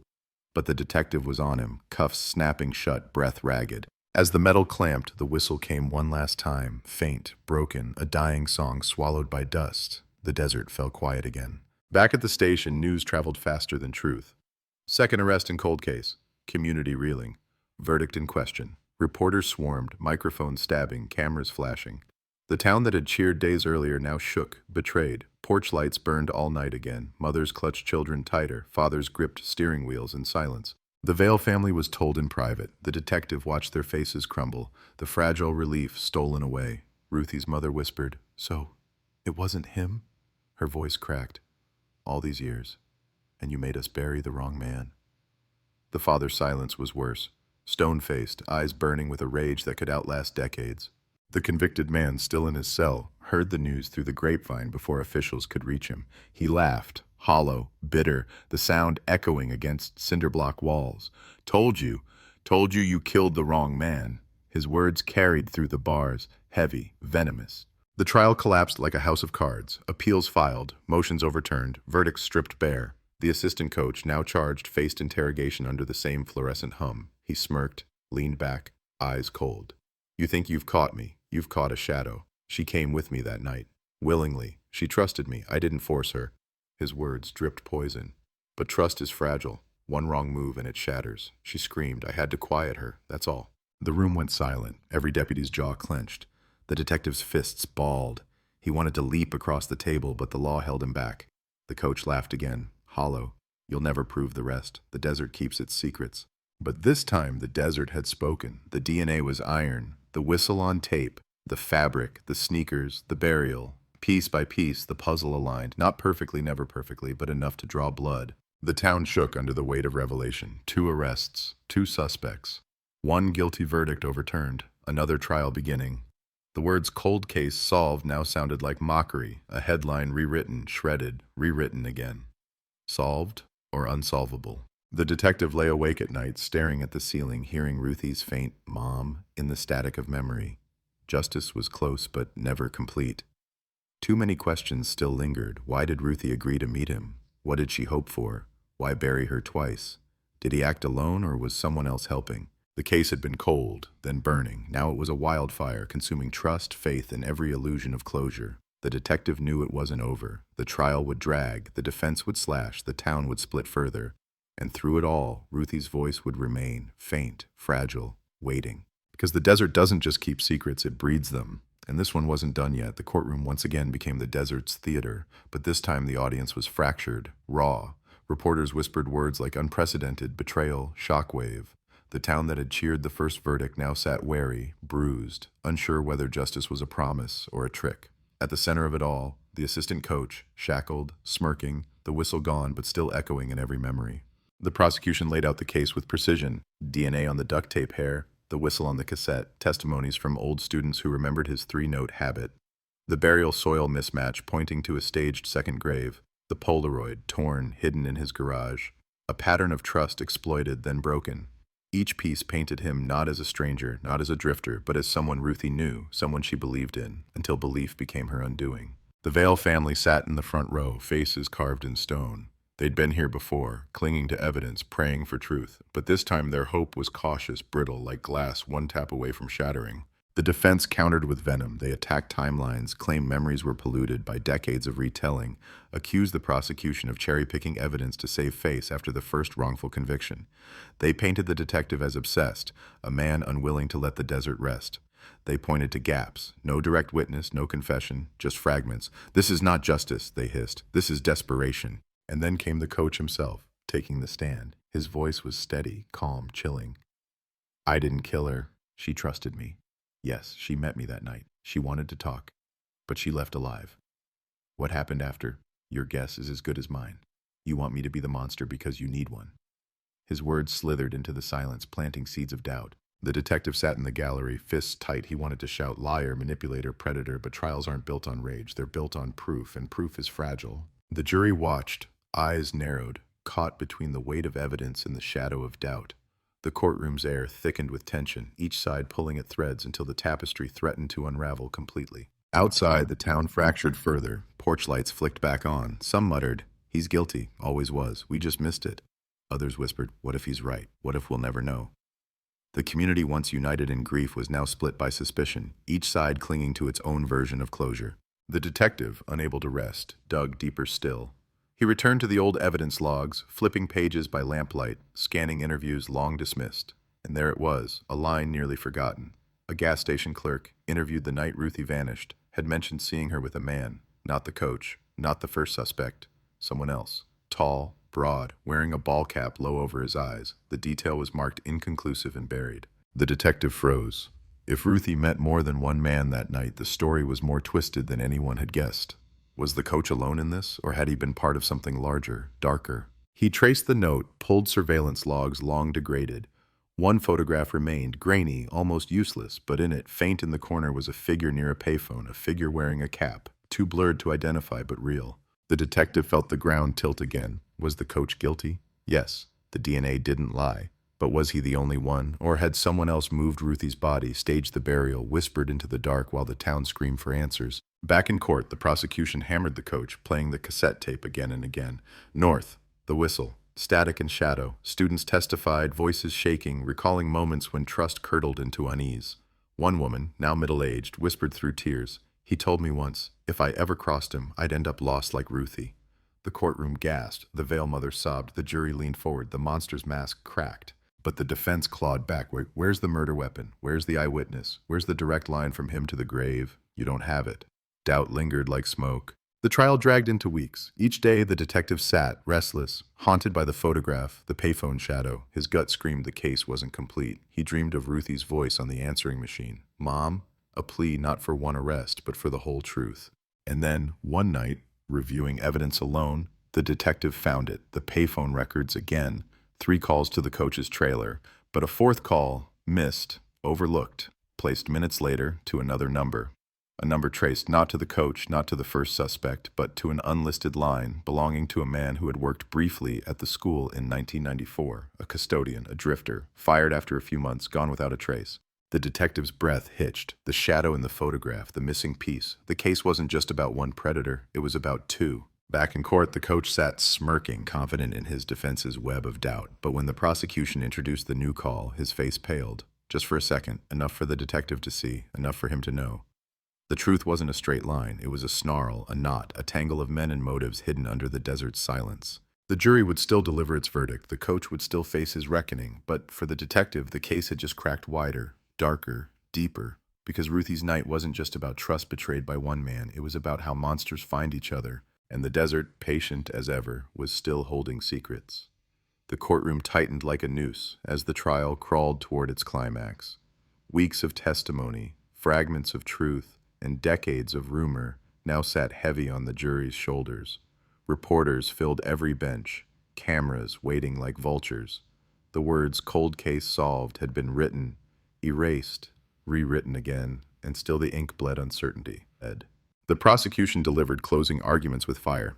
This man manipulated a child's trust. He lured her out that night. His DNA was found on the duct tape. His habit, whistling those 3 notes, was caught on tape near her final moments. He buried her, then staged her remains years later to cover his tracks.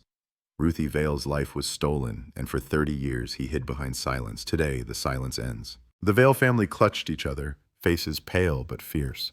The mother whispered Ruthie's name like a prayer. The father's jaw trembled with restrained rage. The defense rose, smooth, venomous. There is no confession, there is no murder weapon, there is no direct eyewitness. What do they have? Fragments. A hair that could belong to a distant cousin.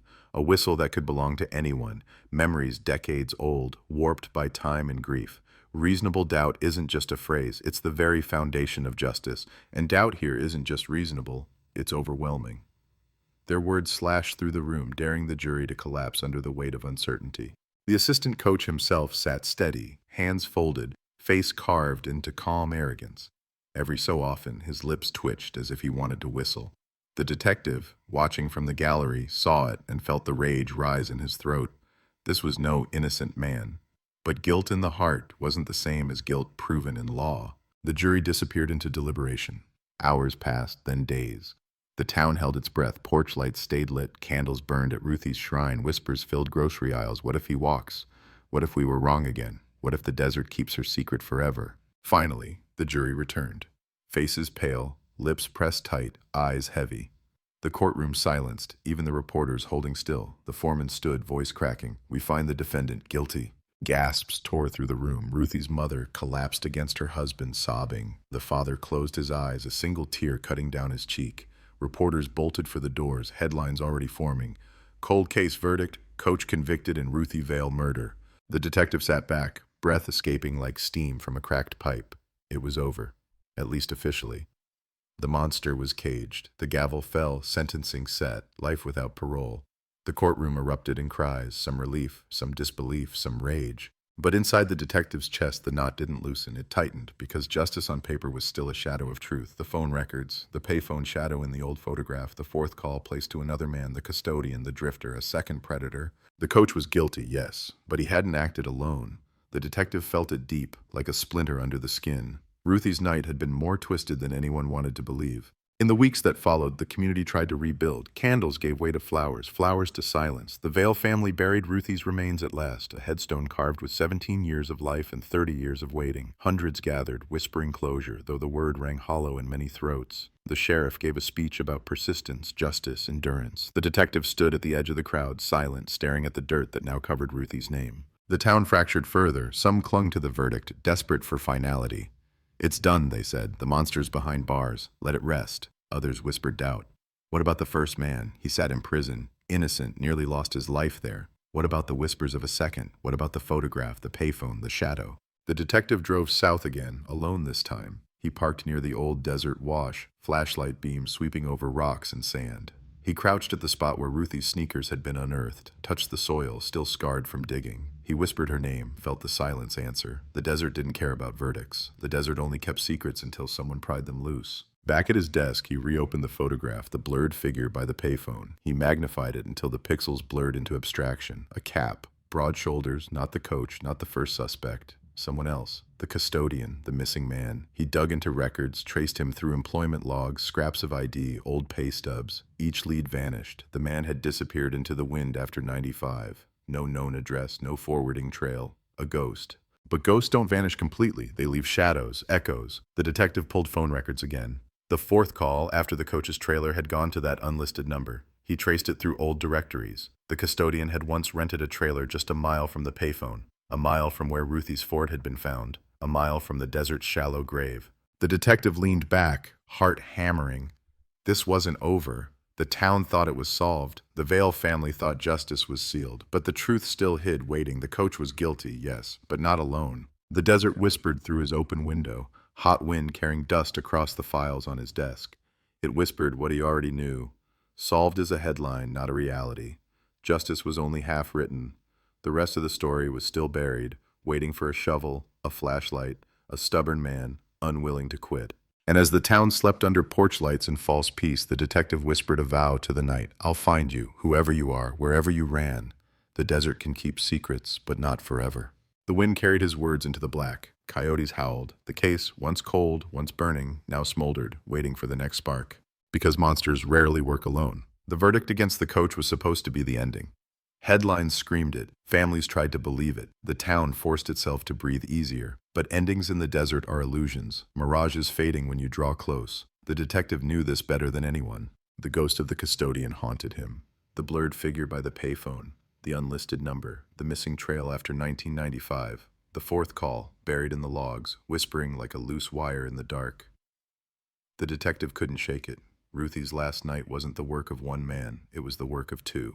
He drove hours east, following the faintest lead, a name on an old employment record scribbled with a forwarding address that never matched reality. He found the trailer park listed, long abandoned, weeds breaking through concrete, windows shattered.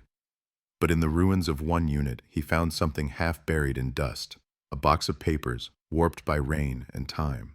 Inside were pay stubs, receipts, a torn photograph of Ruthie's high school. His pulse spiked. The custodian hadn't just worked there, he had watched. One slip of paper made his blood run cold. A hand-drawn map of Route 87, the football field, the parking lot. Circles in pen where Ruthie's car was later found. Scribbles along the margins. Wait after game and don't let her call. The detective sat in the dirt, heart pounding. Proof of planning, proof of intent.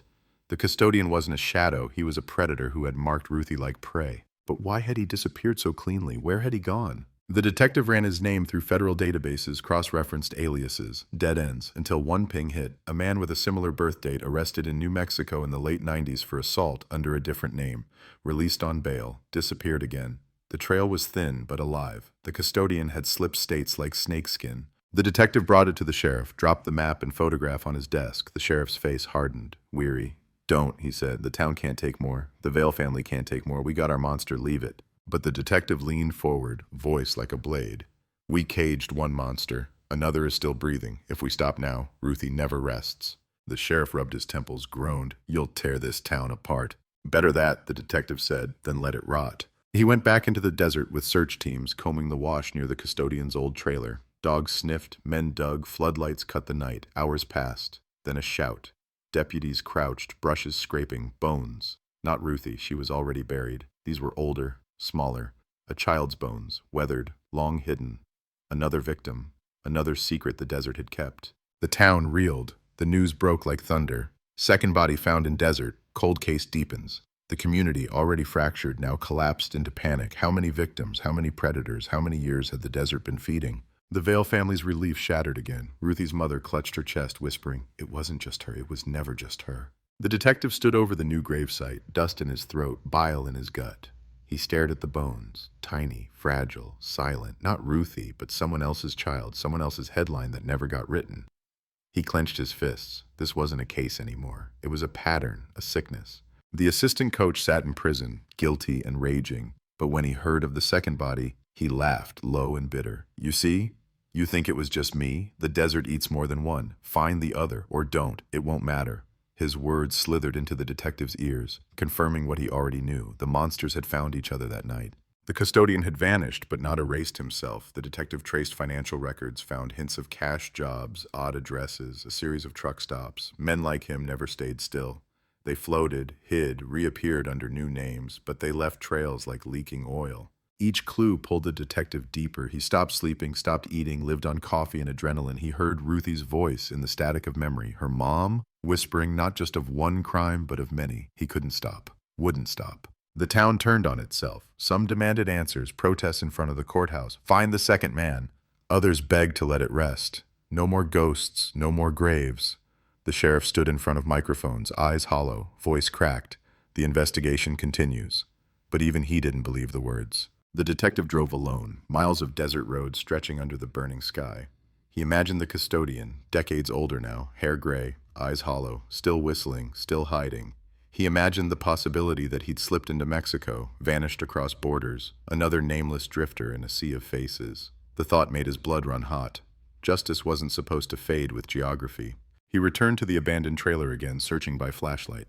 This time he pried up floorboards, kicked through debris, and there, under rotting wood, he found it. A shoebox wrapped in duct tape. Inside, photographs, dozens. Girls at the high school, girls at the field. Ruthie among them, smiling, laughing, unaware. The photographs were taken from distance, through fences, behind trees, watched, hunted. And one photo was different, a man's arm visible in the corner, not the custodian's arm, too thick, too tanned. The coach's, proof they were together, proof the night wasn't one predator but two circling the same prey. The detective's stomach churned. The trial had ended. The verdict was sealed. But the truth was more grotesque. Ruthie Vale's murder wasn't just the crime of one man. It was the work of two predators, bound by silence, divided by time. One caged, the other free. The desert howled that night, wind ripping across the wash, rattling mesquite branches like bones. The detective stood at the edge, fists clenched, eyes burning. He whispered into the dark, "I'll find you, no matter how far you run." Because Ruthie's voice wasn't just one plea, it was an echo for all the forgotten. And the desert still held names, still held secrets, still whispered of shadows not yet unearthed. The shoebox of photographs was no longer evidence. It was a confession without words. Faces of teenage girls, captured from shadows, catalogued like prey. Ruthie's among them, smiling, oblivious. And in the corner of one frame, unmistakable, the coach's arm. It was the missing thread, the stitch that tied the two predators together. Ruthie's murder wasn't the act of one man. It was a pact, a hunt shared between monsters. The detective drove through the night, the box on the passenger seat, his eyes burning, his hands gripping the wheel as if trying to strangle the steering column. The desert blurred past. Every mile whispered the same truth. One man caged, one man still free. And the free one was the most dangerous. Older now, yes, but still breathing, still hiding, still watching. He traced the custodian's ghost trail through old receipts, cash jobs, and false names. New Mexico in '97, a traffic stop in El Paso in '99, a motel clerk's memory in Nevada in 2002, guy with a ball cap, whistled a lot, paid cash, never gave a name. The trail vanished, then reappeared, always faint, always just out of reach. The detective leaned on databases, on colleagues in other states, on favors owed. He plastered his wall with maps, pins stretching across the Southwest like a rash. Everywhere the custodian had been, whispers of missing girls followed, never confirmed, never solved, but always there. A waitress in Gallup, a hitchhiker near Flagstaff, a runaway in Tucson. Names that never made headlines, swallowed by the desert's endless appetite. The realization hit hard. Ruthie's case was not an isolated tragedy. It was the visible wound of a hidden infection, one that had spread for years while the world looked the other way. The coach was guilty, yes, but the custodian was the ghost who had kept killing, moving, hiding. Ruthie was not the first, and she was not the last. The detective brought it to the sheriff again, slammed the photographs down on his desk. "Look at this. They worked together, and one's still out there, leaving graves in his wake." His voice was raw, shaking with fury. The sheriff's face was gray, drained. "We can't chase ghosts across 3 states, not with what we've got left. The town's already breaking. The Vale family's barely holding. The headlines would eat us alive." The detective leaned forward, eyes burning. "Then let them eat me. But I'm not stopping. I'm not letting him die in silence while he keeps killing." The sheriff didn't answer. He just looked down, weary, beaten, as if the weight of 30 years had crushed his will to fight. The detective realized then he was alone. So he went rogue. He followed the trail himself. Motel receipts, diner tips, police reports gathering dust. He drove through small towns where the air reeked of gasoline and regret, asking questions that earned only stares.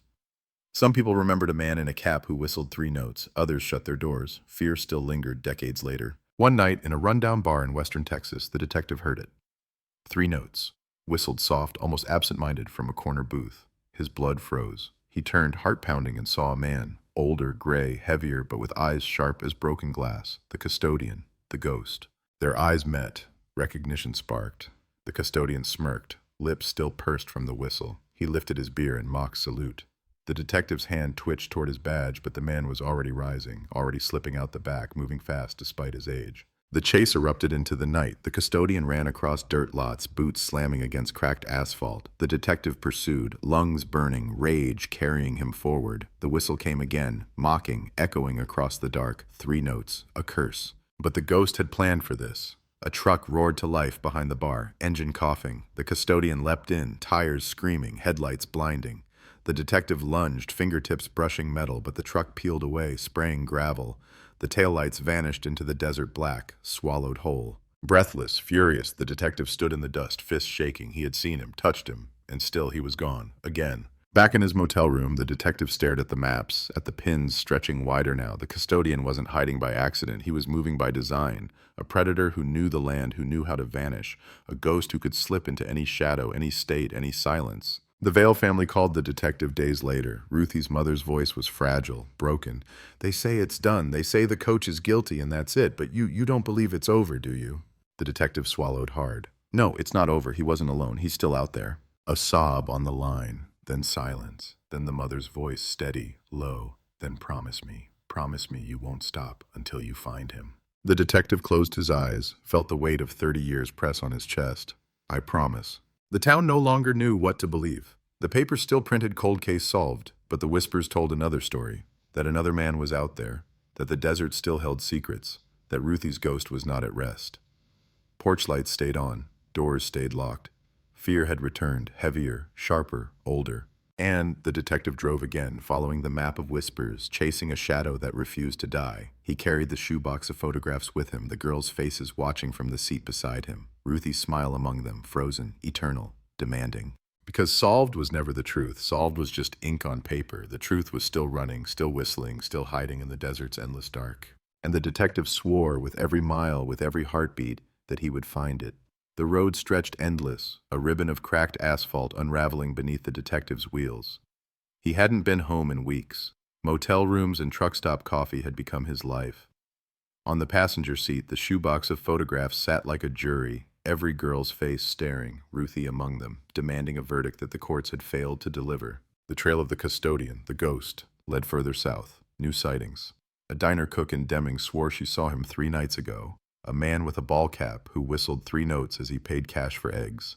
A trucker in Las Cruces claimed he gave a ride to a hitchhiker who fit his description, silent except for that same whistle drifting in the cab like a curse. Each clue was smoke, but together they traced fire. The detective drove through desert storms, lightning carving jagged scars across the sky, rain hissing on hot sand. Every mile felt heavier, every lead more fragile. He wasn't just chasing a man, he was chasing 30 years of silence.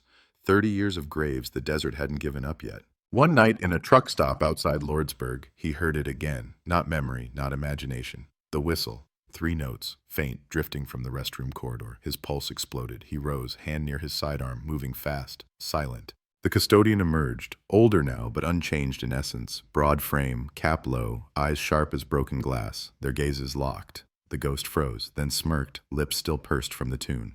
Been a long time, he said, voice rasping, steady. The detective's voice was steel. It's over. The ghost's smile widened. No, it never is. And then chaos. He bolted, pushing past startled truckers, sprinting into the rain-soaked lot. The detective gave chase, boots pounding, tires screaming as cars swerved. The ghost leapt into a truck, engine roaring, headlights slicing the storm. The detective dove into his car, slammed the ignition, and the chase ripped into the night. Rain blurred windshields. Lightning lit the desert like fire. The ghost's truck fishtailed across the highway, skidding, sparks flying. The detective's siren howled, lights flashing red through the storm. 2 men, 2 predators of fate, hurtling through the black. The ghost veered off-road, tires tearing dirt into the open desert. The detective followed, headlights carving wild arcs across mesquite and stone. The chase was madness, engines screaming, mud flying. Then, the truck flipped. A curve too sharp, wheels biting sand, the body lurching. Metal shrieked, glass shattered, the truck rolled, slammed, landed on its side in a thunder of sparks. Silence followed, heavy, broken only by rain sizzling against hot steel. The detective skidded to a stop, door flung open, weapon drawn. He approached slowly, boots sinking in wet sand, heart pounding. The custodian was pinned, blood on his face, but his eyes still burned. He laughed, a guttural, broken sound. You think you've won? The detective's voice was ice. It ends here. The ghost spat blood, smirked through crimson teeth. You'll never know all of it. Ruthie, she wasn't the only one. Not the first, not the last. The desert's full of graves you'll never find. The detective's grip tightened, rage boiling. He wanted to drag the truth out with his fists, to beat names and places from the man's mouth. But the ghost only laughed harder, chest heaving, rain washing blood into the dirt. You can't cage ghosts. You can't bury what's already buried. The sirens grew nearer. Backup racing across the storm. Deputies swarmed, dragging the custodian from the wreck, slapping cuffs on his broken wrists. He was alive, but barely. His smirk never faded, even as they shoved him into the mud. The detective stood in the rain, chest heaving, staring at the wreckage. He should have felt triumph, relief, justice. But all he felt was the emptiness of the desert around him, the echo of the ghost's words. Not the first, not the last. The trial never came. The custodian's injuries festered, his body gave out before the court could claim him. He died in a hospital bed, smirk frozen on his lips, refusing to give names, refusing to confess. The desert had swallowed his secrets once more. The Vale family received the news with silence. Ruthie's mother wept, whispering, "At least he's gone." But the father only shook his head, muttering, "Gone isn't enough." The town tried to rebuild again. 2 men gone, 2 predators caged and killed. Headlines declared finality. Arizona cold case closed at last. Candles burned one last time, then gutters filled with wax and rain. Porch lights flicked off, but trust never returned. Not fully, not after 30 years of shadows. The detective sat alone in his office, the shoebox of photographs open before him. Dozens of faces still stared, their eyes frozen in time. Girls who had smiled once, girls who might never be found. Ruthie's face among them, bright, untouchable, forever 17. He whispered her name, let it break in his throat. Justice was ink, closure was theater, but truth was endless, a desert with no borders. He drove Route 87 one last time, pulling over where Ruthie's Ford had been found all those years ago. He stepped out, felt the silence press against him, the same cicada chorus, the same whispering wind. He crouched, touched the gravel, and whispered, "I kept my promise." The desert gave no answer. It never does. Only the static of insects, the hiss of wind, the endless hum of silence. But for a moment he thought he heard it, soft, faint, a girl's voice carried across the years. "Mom?" Then nothing, just darkness, and the detective standing alone against the vast, unyielding desert. Cold case solved, cold case unsolved, cold case eternal. Because some ghosts never leave, and some deserts never give back what they take.